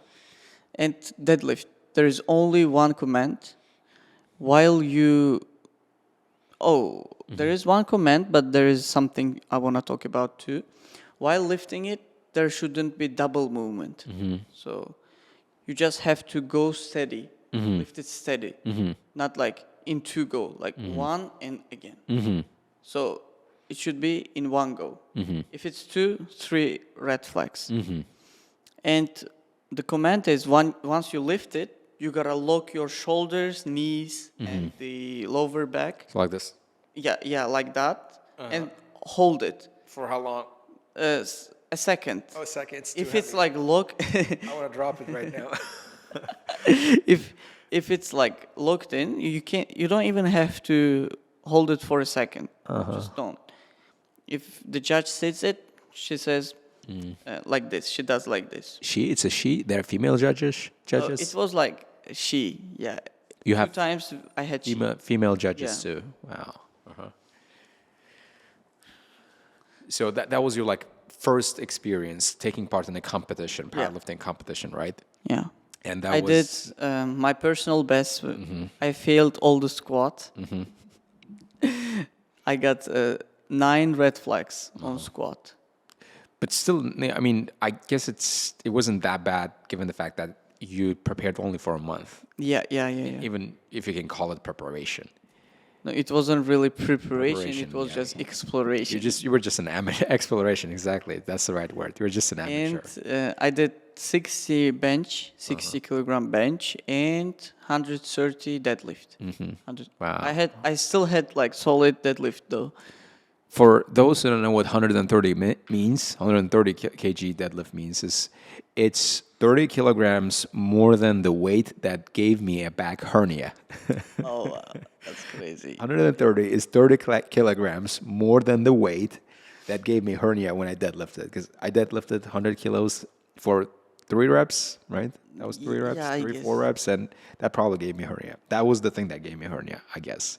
I'm guessing because my doc and trainer tells me it's usually accumulation of stress from different exercises, Yeah. not just one. But I'm guessing deadlift is the prime culprit here. Yeah, it's the most injury-prone exercise. No. It's not? Is it? Maybe it's individual, but like I never had the injury because of that. Never. Okay. Never even have felt you- like stress. Have you ever had any injuries at the gym? I did have a wrist injury, a forearm injury. I almost tore my chest. Oh. Thank God it didn't happen. It I was can because only of imagine the how painful those injuries are. it was because of the spotter. I asked the guy for a spot, and the guy was like, "Okay, let's do it," you know. And then instead of racking it, he was pushing it to me, and I was like, "Dang." You see, you don't trust your life with a total stranger at the gym, okay? When you're looking for a spotter, okay, bring a friend along or ask one of the one of the trainers there to help you Yeah. out, right? Next time, Yeah. I will do it. It's a pro gym tip, guys. Don't ask a total stranger for spotting. Yeah. Spotting you. That was crazy. Right. And of all the injuries out there, what's the worst that can happen to you? To me, Yeah, or to any lifter, Anybody- to any. I guess tearing chest How or about bicep tear? nah, it's no big deal. Are you sure though? One of the guys, this competition, he Or is bicep?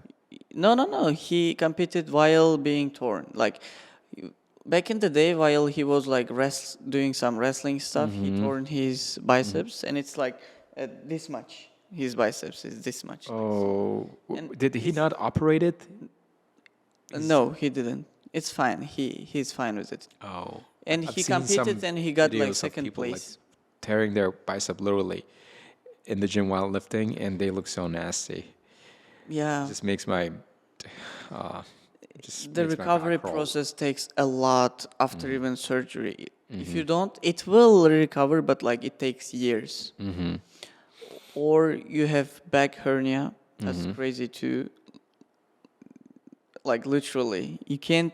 You might actually not be able to walk because of that.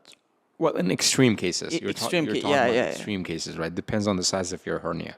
In Yeah. my case, my hernia was 6.5 millimeters.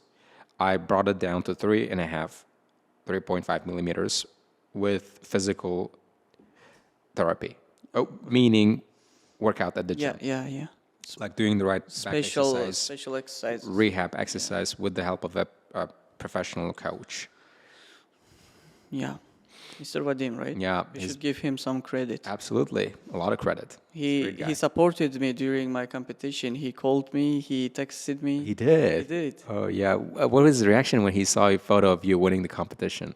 Actually, why don't you tell us your experience of that competition? Because all this time, Well, we are going there. yeah, because all this time we talked about. So all this time we talked about his past experience, like long time ago. This time, Not the recent it was experience. hell, He's yeah. about to tell us about recent competition experience. I was actually expecting. So last, I thought like my weight, there were like crazy people, but like I thought, I only thought though. I did 125 kilo squat, my personal best, but before I did that, I had 3 attempts, right? I did 115, 125. I knew I could do 135, but I went for something big, like 140 kilo, but I failed. I failed. I did that only because I wanted to show off myself, and because I didn't have competition. The guy did 120 in his third attempt. I did 125 in my second attempt. So yeah, I did it for fun, literally. Ego lifting. That's what you did. No, not ego lifting. I could still do that. But you failed. So it's ego lifting. I mean, you're overextended yourself. Like, There is no ego lifting in powerlifting. how's that? Yeah, that's fun fact. When you go to the gym, you see people doing some, crazy stuff, crazy weights for reps. It's ego lifting because you do it with for reps, but like one max rep. one max rep, whatever it is, with wrong technique. With wrong technique. But I'm not doing it with wrong technique. I mean, even if you do it with the right technique, if you're just putting on more strain on your body than it can physically afford, I knowing that it's gonna possibly cause some severe damage, you are ego lifting because you're aware of the risks. There was no and you risk. know they are unjustified, and you go for it anyway. That is ego That's lifting. why PRs are made. I wanted to PR. It's not like actually like ego lifting. If I would ego lift, that'd be like putting on like 200 kilos and having the guy behind me like pulling me. So that's literally ego lifting. But like mine, I know I can do that like 135, and I need something more, little more. I could do that. My muscles can support, but not mind. One thing about powerlifting is that it's more like a mental sport than a physical sport. I literally had to prepare mentally for a month for that competition, like for a month. So I can't really go to the gym and lift 170 kilos off the ground. It happens when I'm mentally prepared, because like literally you need adrenaline and dopamine and anger and some self-hate. It's bonus. Not you don't need it, but it's bonus. Yeah, all that combined gives you some really big adrenaline to your muscles, and you can do that after that. So how do you get in that zone? How do you get in that gear?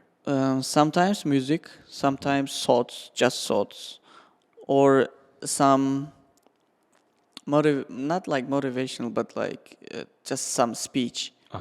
The other day I posted on my channel. If you listen to it. But do you ever sometimes, as a way to get angry, do you ever picture or think about our conversations? No, never.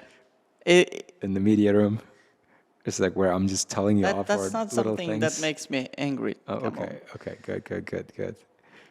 So, yeah, mentally and physically. Physically, you have to be prepared for something big for a week. You don't have to train. I didn't train for a week, even 10 days. Eating, oh my God. I did something crazy. I gained 5.5 kilos in 3 days. 3 days. 3 days. Look at my face. That's why it's looking like that. Because of the, fast food and fat.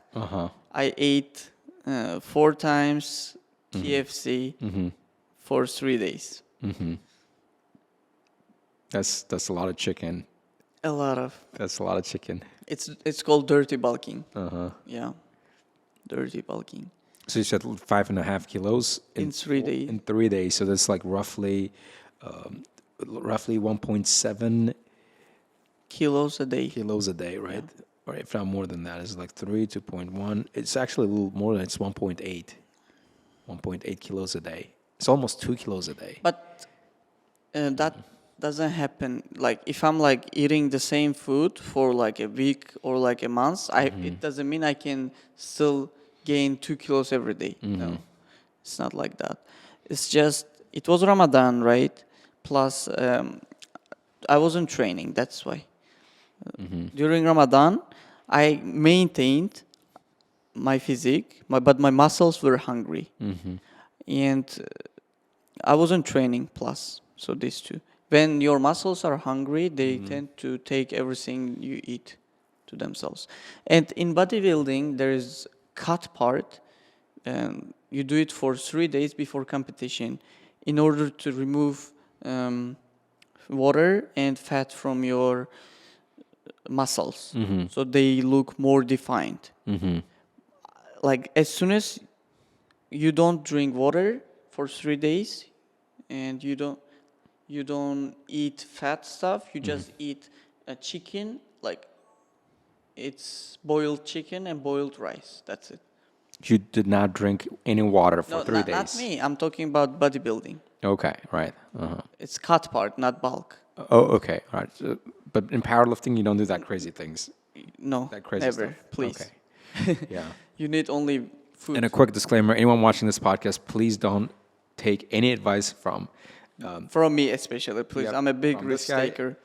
Obviously not from this guy, because we are not professionals. He's this guy's just this. Yeah. guy just Disappear, like, experimenting. respond from somewhere, you know. And you do that, right? For 3 days, you don't eat fat, you don't drink water. There is this tea, special tea you just drink, and some more. And you do that for 3 days. And as soon as you step out on a stage, you finish, you eat stuff. You know, like drink water, eat donuts, or like some fat. Let's say cheat meal, pilau. So you do that, you gain around 10 to 15 kilograms of weight in some days. In some days. In some days. And months. Yeah. In some days. And it disappears. Some of it disappears. And how does that like rapid change in your physiology affect your mood? Do you have like mood swings? Because like you're losing, you're gaining and losing that much weight For me, it within never a short happened. time frame. You have stress, physical stress, not like mental. It happens mentally too. It affects your mood too. Just kind of have. Because like you're really might be messing up your hormones. Like when you cut down on fats. Yes, and you are. Yes, you are. sugar and water, and you get a little edgy. Yeah, for agitated. like during that period, but after that, no. So imagine there's this thing you wash the dishes, sponge, right? Okay, sponge. Sponge, and you squeeze it. All the foam comes out. Yeah, you squeeze it and you put it into water, and release. And you imagine how heavy it comes. It absorbs everything. Your muscles work the same. Oh, right. That explains it. That's a great analogy. So your muscles function very much like a sponge. Yeah. Yeah. Because like they are made out of, not made out of, but like contains water and protein, right? Yeah. Do you take any supplements to aid in your preparation? Well, What kind of supplementation did you get on? should I say illegal ones too? Did you do any illegal No, stuff? not really. Like, yeah, I'm just kidding. I took SARMs though. Took what? SARMs. What's SARMs? Selective estrogen Estrogenic. estrogen receptors molecules. So in layman's terms, what do they mean? It's more like a light steroid, but no side effects. But it's not like doping, right? It's no, not no, illegal. it's not. It's just, let's say, protein, but ultimate one. So, yeah, just to give the idea. I took like MK677. What's Names like sounds crazy, right? that? Yeah, it sounds like a rifle, like AK-47. It's HEL, which means it is responsible for your growth hormone production. So you take it in the morning when you are completely hungry and eat after 30 minutes, and that's it. You'll be fine. So you get hungry, you gain weight, and you sleep deep. And the deeper you sleep, the more growth hormone you are tend to produce. So growth hormone is actually good for everything. Like, aren't you worried all these things gonna mess up with your? No, it's not physiology something or hormonal. hormones? It's not hormonal. It's what is it then? It is. It's something natural, can be gained, like creatine, let's say. Did you receive like any sort of like training or education on how to use the supplementation? Yep, I got all these online courses, like American courses on SARMs, steroids, nutrition, supplements, and everything. So I can basically work as a nutritionist after all those certifications. Is it a good idea for someone your age to be taking the kind of supplementation you talked about? It's actually So you're 16, right? advised, prescribed by doctors to take those MK677 teenagers, for teenagers, because since it increases your growth hormone levels, it helps you to grow, sleep better, have better skin texture and everything. So yeah. I took it for 90 days. I've never heard about the kind of supplementation you talked about. There's a lot of literature on creatine. There's a lot of content on creatine and protein whey. You might want to check. But the SAMR, you said SA? SARM. Yeah, SARM. Yeah. That's literally the first time hearing it. Yeah, just check MK67. Yeah, someone better look it up, guys. Yeah. Do not take any of the advice he's giving out here, okay? You can trust. Just if you want to take it, cut out on sugar. Cut on sugar. No, you do not take that advice either, okay? Always consult with your dietitian. That's what Please do. That's what ChatGPT says. ChatGPT says you will die. Yeah. No, you don't believe me? Say I'm gonna take BCA and he Right, says but what you will die. ChatGPT says every time you ask it for medical advice or anything related to diets is consult with your health. I guess healthcare mine gave up. Says yeah, whatever you do, just make sure you don't overdose. No, it's not a joke here. Okay, we should not be kidding about it. Okay, Yeah. because there are a lot of teenagers out there who are after impossible physique standards, who want to look Body like dysmorphia. bodybuilders Social with media. big body dysmorphia issues, and those kids actually get on those drugs, which put them in really rough situations, Yeah. and they may not be able to recover from that ever once they mess up with their hormones. I have This this is something all very the serious, guys, and you information should about not it, be yeah. playing with this kind of stuff. It's like playing with No, fire. I'm not advising. It's just giving some general idea. Yeah. Go natty, okay? Be natty. No, it is natty. Okay. It is not natty, okay? Don't listen to him. Just because it's champion doesn't mean you should try it. Yeah, and there's this secret SARM again. Uh-huh. It's considered somehow like a steroid. I'm gonna beep its name. Testosterone. What's that? So it's something that helps you to recover faster, grows muscle, and grow muscle and what? And actually, gain some strengths. Not like much, but yeah. I so one cycle is about like 3 months, but I took it for 20 days just to recover better. That's it. And so if you take it for 3 months, you need PCT. PCT. Most people don't know, and that what makes them biased to steroids. It's a miracle for bodybuilders, for those who use steroids. PCT means post-cycle therapy. After you take steroids for one cycle, it depends. It might be 45 days, 2 months, or 3 months.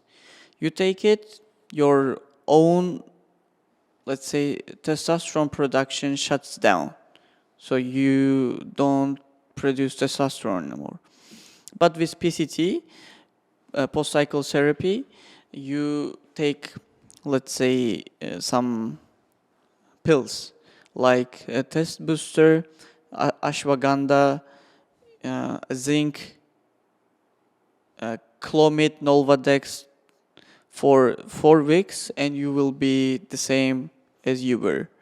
But why I'm not doing steroids? There is only one thing that's keeping me from it. It's not something really big, but I'm still growing. I can still grow, and that's why. When you take steroids, your growth plates stop. Like, they just shut down. So you can't grow anymore. Like, your bones can't grow anymore. So that's why I'm not taking them. But there is nothing that's wow about steroids. You will die, or it's because back in the day when steroids were introduced to humanity, they were Humanity. humanity. You mean like by aliens or something? Well, I don't know. Let's say when It sounds dramatic when you say back in the day. It was Yeah. introduced to I humanity. don't know. What should I say? Like, Thought as a divine when they gift by discovered it, aliens. Yeah. when they discovered it, it was for those who were ill and sick, who couldn't really, make it alive. So let's say I had cancer, and I became skinny because of all those therapies I've undergone, let's say. And I became skinny, I can't walk, I don't have appetite, and I'm on the verge of death, let's say. And you took it, steroid, so you gain strength, you gain muscle, again, you come back alive, right? Back in the day. But then when bodybuilders heard of it, they started using it, misusing it, abusing it, overusing it. That's why their own testosterone shut down. Some of them became, really skinny, couldn't even eat some stuff. So it was really bad. Or some of them might have died because of the, overusing it.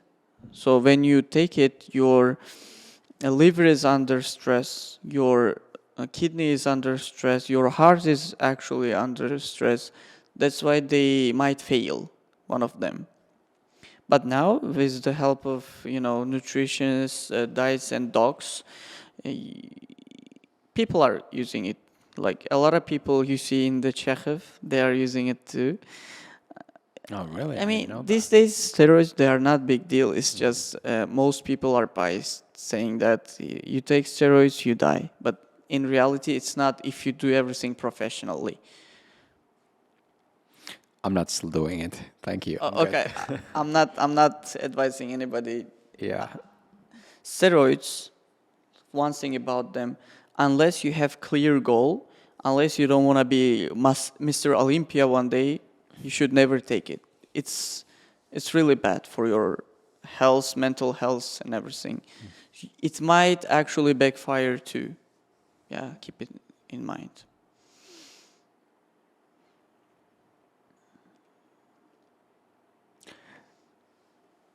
We are not informed enough, I guess. I don't know you, but I'm not informed enough to say anything about it. So I'm just gonna, I am. I'm just gonna. You are. I am. Well, I yeah, took courses about. Yeah, obviously, yes. Yeah. This guy. Hope you know what you're talking about, but I don't want to make any comments here. I have zero experience doing. Yeah, let's talk about supplements now. They weren't supplements, I guess. Yeah. Yeah. I take arginine, like L-arginine. So it's supplement for you to help for your blood circulation. This is one thing. I take creatine, like it's really common. It helps me to store water in my muscles, which makes them look bigger. But like, there is no secret sauce to look bigger. You should really crave for it, work hard for it. And I take pre-workout sometimes. It's not actually supplement. It's just addition.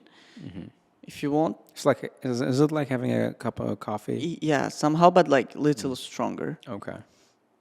What else I take? I How about protein whey? No, I don't take protein. I just Why not? eat.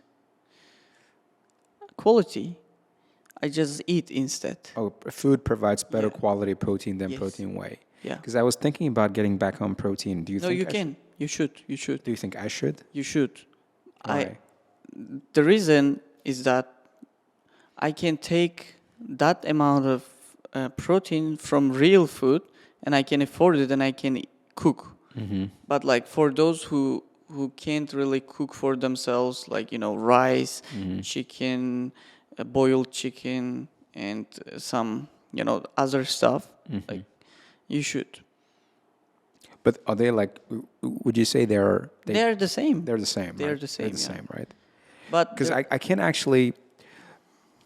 I've lately been working on my diet. I started having 3 meals a day. wow, Oh, yeah. congrats! We Yeah. should clap Thanks. for him. Thanks. Used to be 1 meal a day. Right. You can actually see a little belly growing. You should bulk. Bulk first. I am. I might actually put on like 10 kilos of weight. I'm 75 plus now. Go like This is- 90, then cut. Oh, it's gonna be tough, especially in summertime. Because like the more you heat, the hotter you get.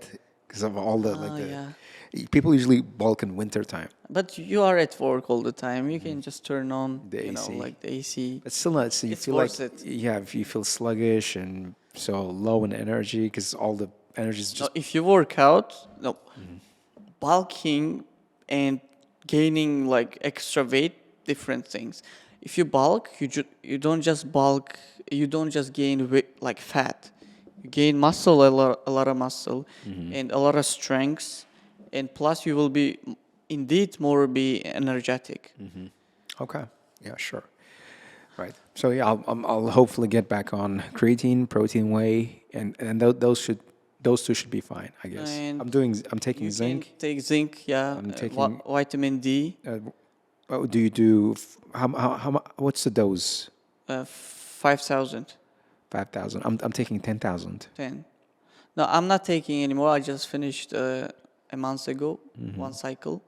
So I will take it after 2 months, I guess. Like How often do you cycle? Like how months do you take it? How many months do you take it? just one. So it means 2 months, I guess. Yeah, 2 months. You mean like the whole bottle? Yeah. But they have different amount of servings. Yeah, I Some know. have like Yeah. 50. Some have 100. Capsules. Mine had 60. So yeah. Because I analyze, the levels. So if it's gonna raise from normal, I'm just gonna stop it. Yeah. You mean like you have your blood checked every Yes. now and then? Blood work. Yeah. And where do you do it? We have two trusted clinics in Bukhara. One standard, and the other one is Endomet. Both nearby the regional Hospital. hospital. Yeah. Okay. So like so the kind of blood work they do is they check your all hormones? Or they check Not your all. vitamins? Whatever you say. Oh, okay. Yeah. Selectively. Yeah, select. Later. Going back to your competition experience, like, so what was it like winning that competition? Wow, Wh- that what- was crazy. Yeah, what was the lift that brought you the win? That was the moment that you knew you won. I I wasn't surprised. Mm-hmm. I said I would get it. I did. Mm-hmm. It wasn't surprising, but it was somehow relief Mm-hmm. because I've been working and waiting for it for 8 months, Mm-hmm. and all the hard work I put during like Ramadan, let's say it was really tough moments, working after like 10 p.m. and strict diet that was like also really hard. Uh, Balancing it with work and everything, yeah. I mean, it's only worth it because I really worked for it. Medal, you can buy it. Come on. So it's somehow one milestone I underwent. Yeah.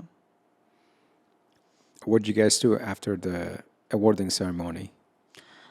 We just took some pictures and I met Miss Mukaddima and Rustam. They were congratulating and they treated me. Thanks. I mean, Nice meal. it's all, yeah. So, I was happy because. what was it like catching up with Miss Mukaddima? How's she doing, by the way? Oh, she was kind of feeling sick. She removed one of her teeth right here. It's called wisdom teeth. W- Wisdom I teeth. don't know. She didn't tell which, but like she said one of the teeth. So Oh, right. Okay, then. yeah. Because I'm having my wisdom teeth removed I- tomorrow. One interesting story. You see, my teeth are uneven. It was because of my wisdom teeth. They were growing like this. At an angle. Yeah, like At an that. angle. So they hit the other teeth. Yeah, And just, that's why they became like uneven. So doctor said we should remove 4 of them. They weren't even on the surface. They were inside, but growing like this. I was studying IF at that time, like it was summer 2023, probably summer or like autumn. I removed one. I regret doing that. So basically, they open your gum. gum. Yeah. Yeah, It's mini surgery. with Incisor. incisor or something. Then there is this drill. They drill that, put it into, there is 2 parts actually, and they cut it in 2 parts, and there is this hammer. They just hammer it for like 30 minutes for it to come out. Weren't you under anesthesia? Didn't they give you anesthesia when it They did? did give a double dose. I still could feel it. You should not be telling me this right now because I'm having is it out? Yes, it is out. They can just pull it, but mine, it was like this. That's why. Oh, right. Okay. But anyway, I'm having a doctor appointment tomorrow, dentist appointment tomorrow to have my wisdom tooth No, removed. I like pain, but the moment after that was crazy. Yeah. Once the anesthesia was gone, I was really feeling pain, but eating, I couldn't eat. Like, I couldn't move this jaw. After, like, it has been a month. I still can feel this, kind of pain here. But like they said, it's time to remove the second one, and I was like, please kill me right now. I still have the picture. My face was like this much, Swollen. swollen. That was crazy. Okay, now it's fine. You just forget. Whatever happens, you just forget. And People are tend to forget. Miss Mukaddima was also in pain. Yeah. She had doctor appointment. We met, we took some pictures, had fun, remembered all good days at Ad Astra. We talked about her room. She said, I'm jealous because they renovated my room. I used to, teach there. And I was like, Well, if she ever wants to come back, we still have a place at the school for her. You need a lot of teachers like her. I'm not gonna lie. Like I was taught by a lot of teachers, but I feel like she had the most influence on me. Is she planning to come back one day? I don't know. We haven't talked about that, so Okay. maybe she will, maybe she will not. But Yeah. the most important, she was there. Uh-huh. Yeah, Showed up for you. yeah. Yeah, Not feels for great, me, man. like a lot of students.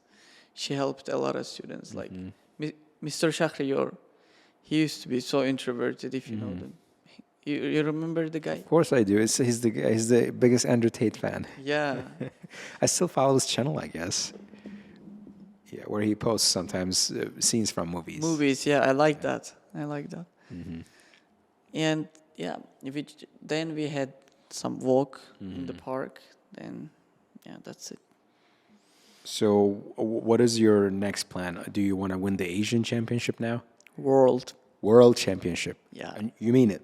I mean it. You're after World Championship. Yeah. Okay. And fun fact about powerlifting and everything and editing, I'm self-taught, self-coached. Yeah. And when is it going to be world? When are you going to go to the world competition? Once I win the Asian Championship, So next up is Asian Championship. And when is it going to be? September. September. All right. Put it on your calendar, guys. Oh, September. absolutely. I mean it. If I mean it, I do it. That's it. There is no other choice. Yep. Yep. That's the attitude. Nice. I like it. So Asian and then the world. Yeah. I mean, Asian, it could not be that big deal, I guess, but world, yeah, that's crazy. Yeah. Okay, I'm just gonna give you one piece of advice since you're embarking on this like big mission, Yeah.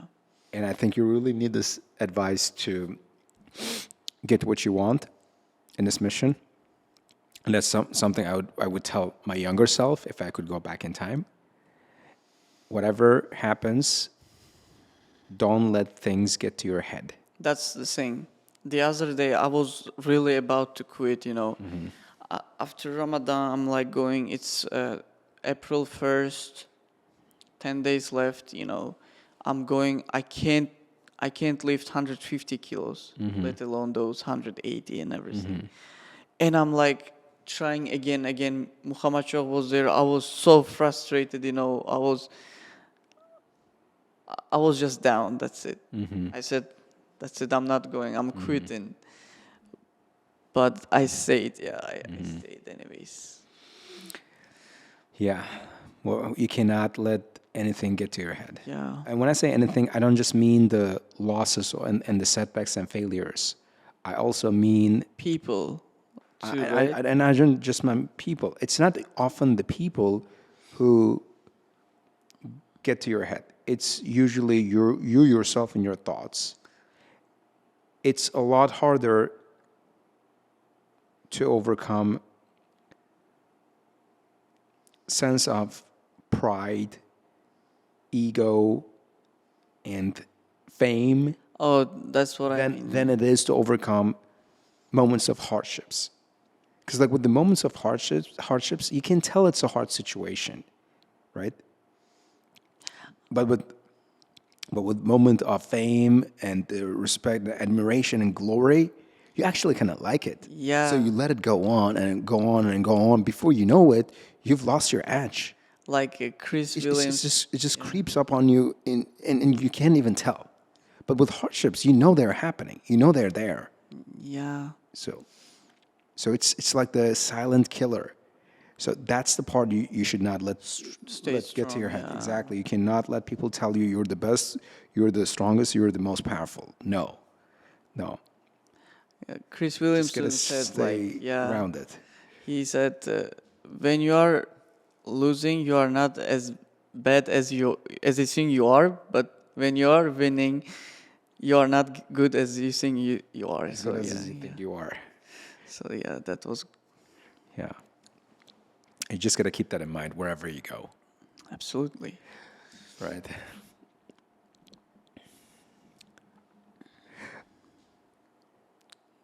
You didn't know that, I know.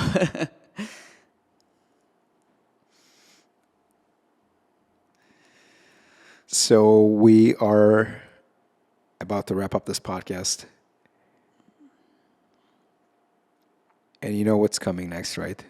I know. You do? Oh, I guess. philosophy. Right. We got 3 questions left before we wrap it up. So I guess I don't have to ask you those questions because you already know. Yeah, I But know. if there are first-time viewers, Okay, I can tell I just them. gotta do the honors and ask him those questions anyway. So first question is, how would you define your life philosophy? It's just you have to live for yourself, but I don't mean you don't have to be cruel to people. You help them, as much as you can, serve for them, but you come first. There was this some line that really hit me hard. It was said, if you don't find some joy and live for yourself in this world, in 3 generations, no one will ever remember your name. So you just have to live for yourself, make some good deeds, don't let others hurt you or talk some shit about you. They don't just deserve. They talk, they stop themselves. I remember when it actually started framing in my mind. Back in the day, I was bullied a lot because of my appearance. I used to be, maybe still I am, but I literally became better. I used to be ugly and skinny, really skinny and weak. They used to make fun, laugh at me. But look at us, now they say, oh, you are the best, or look at you, you look crazy, you look muscular. The same people. What I'm trying to say, they mean nothing. On random day, you can change, and they can change their mind. But the most important thing is that you shouldn't change your mind. If you have clear goal, you should go for it. There is always something that can, hold you back.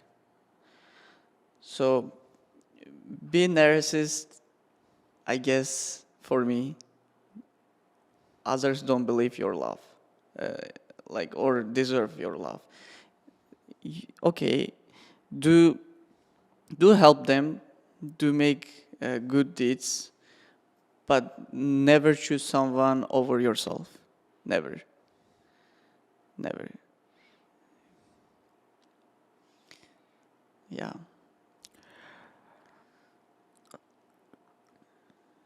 Does it ever seem to you you're being somewhat selfish when you say that? Selfish? No, not really. Not really. Did you ever feel I'm selfish? No, literally, I mean it.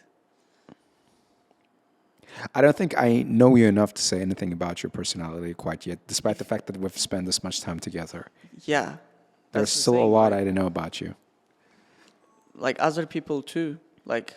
Whatever you feel about me, others feel the same. Even my family, I guess. I'm not selfish. Selfish, it's something different, I guess. It's like when you say you should put yourself over everyone else, it does sound a little selfish. The other day, I have example. We went to the Tashkent with my friend. He had friend. He asked for help from him. He said, I want you to go somewhere and take my IELTS certificate and give it to me. And he did, but he missed the bus, which put him in the awkward situation. He had some arguments with his parents, and plus financially some minus, let's say. What I'm trying to say, he could instead reject him and be fine, right? yeah, you can help as long as it has no, let's say, harm to yourself. That's what I mean. But if people always helped others, as long as there's no harm to themselves, then no one would make sacrifices. No, Like for their sacrifices are friends, good, for their like- family, for their loved ones. Like you gotta be willing to sometimes take one for the team. But Right. I guess it's not really worth it. Still, like, If everyone thought that way, if many people thought that way, we would have very selfish society where yeah. devoid of compassion, devoid of empathy. For example, let's say, what I wanted to say, I forgot. Maybe this mindset you've developed. It's because of the external stuff, like traumas and everything combined. Yeah. It might have to do. I think has to do with your childhood traumas and experiences, and maybe it's time you close that chapter and start anew and try Like, to how show could people that more be? love and care. Like, You have no idea how great life is gonna be once you start helping more people. And that's something. One of the things I've learned is that no, I'm not really talking about here like life. is that, or sorry for cutting you short here. One of the things I've learned about myself is I only feel like I can only bring out the best in me when I'm looking out for someone, not when I'm looking out for myself. Because the whole idea of looking out for myself, as essential as it is for your well-being and your survival, is still does not fulfill your sense of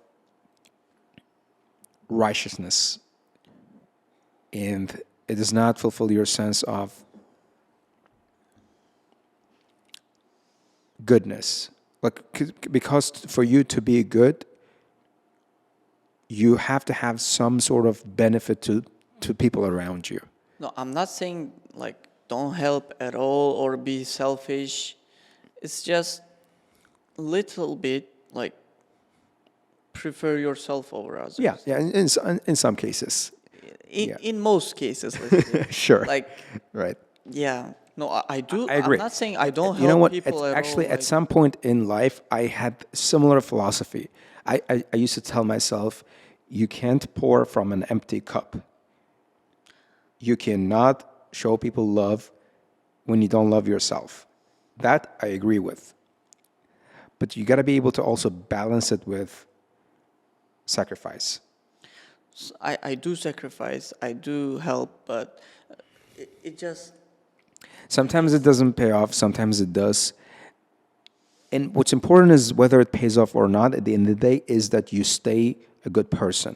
And that always be there to help people, no matter how many times they turn you down, because you are that good person, because you are strong, because you can be the better man.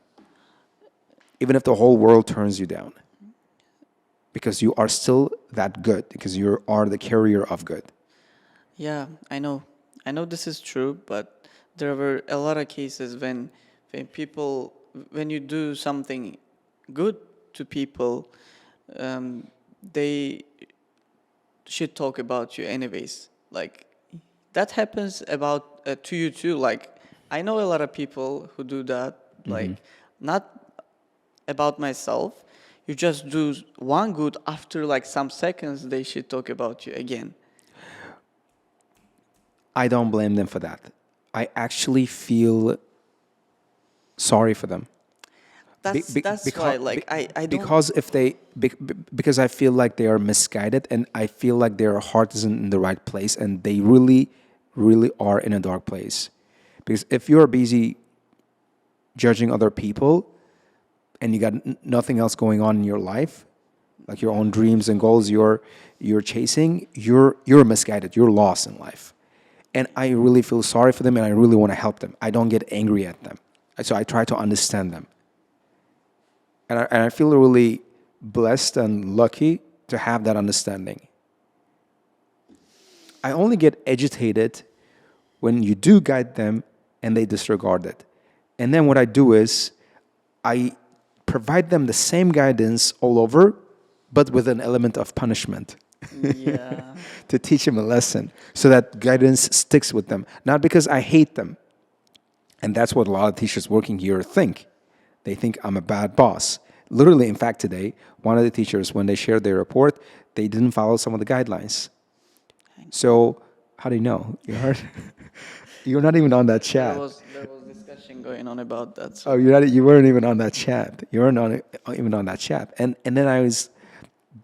They had clear instructions. Miss Firuza, right? Yeah, You wanna say something to her?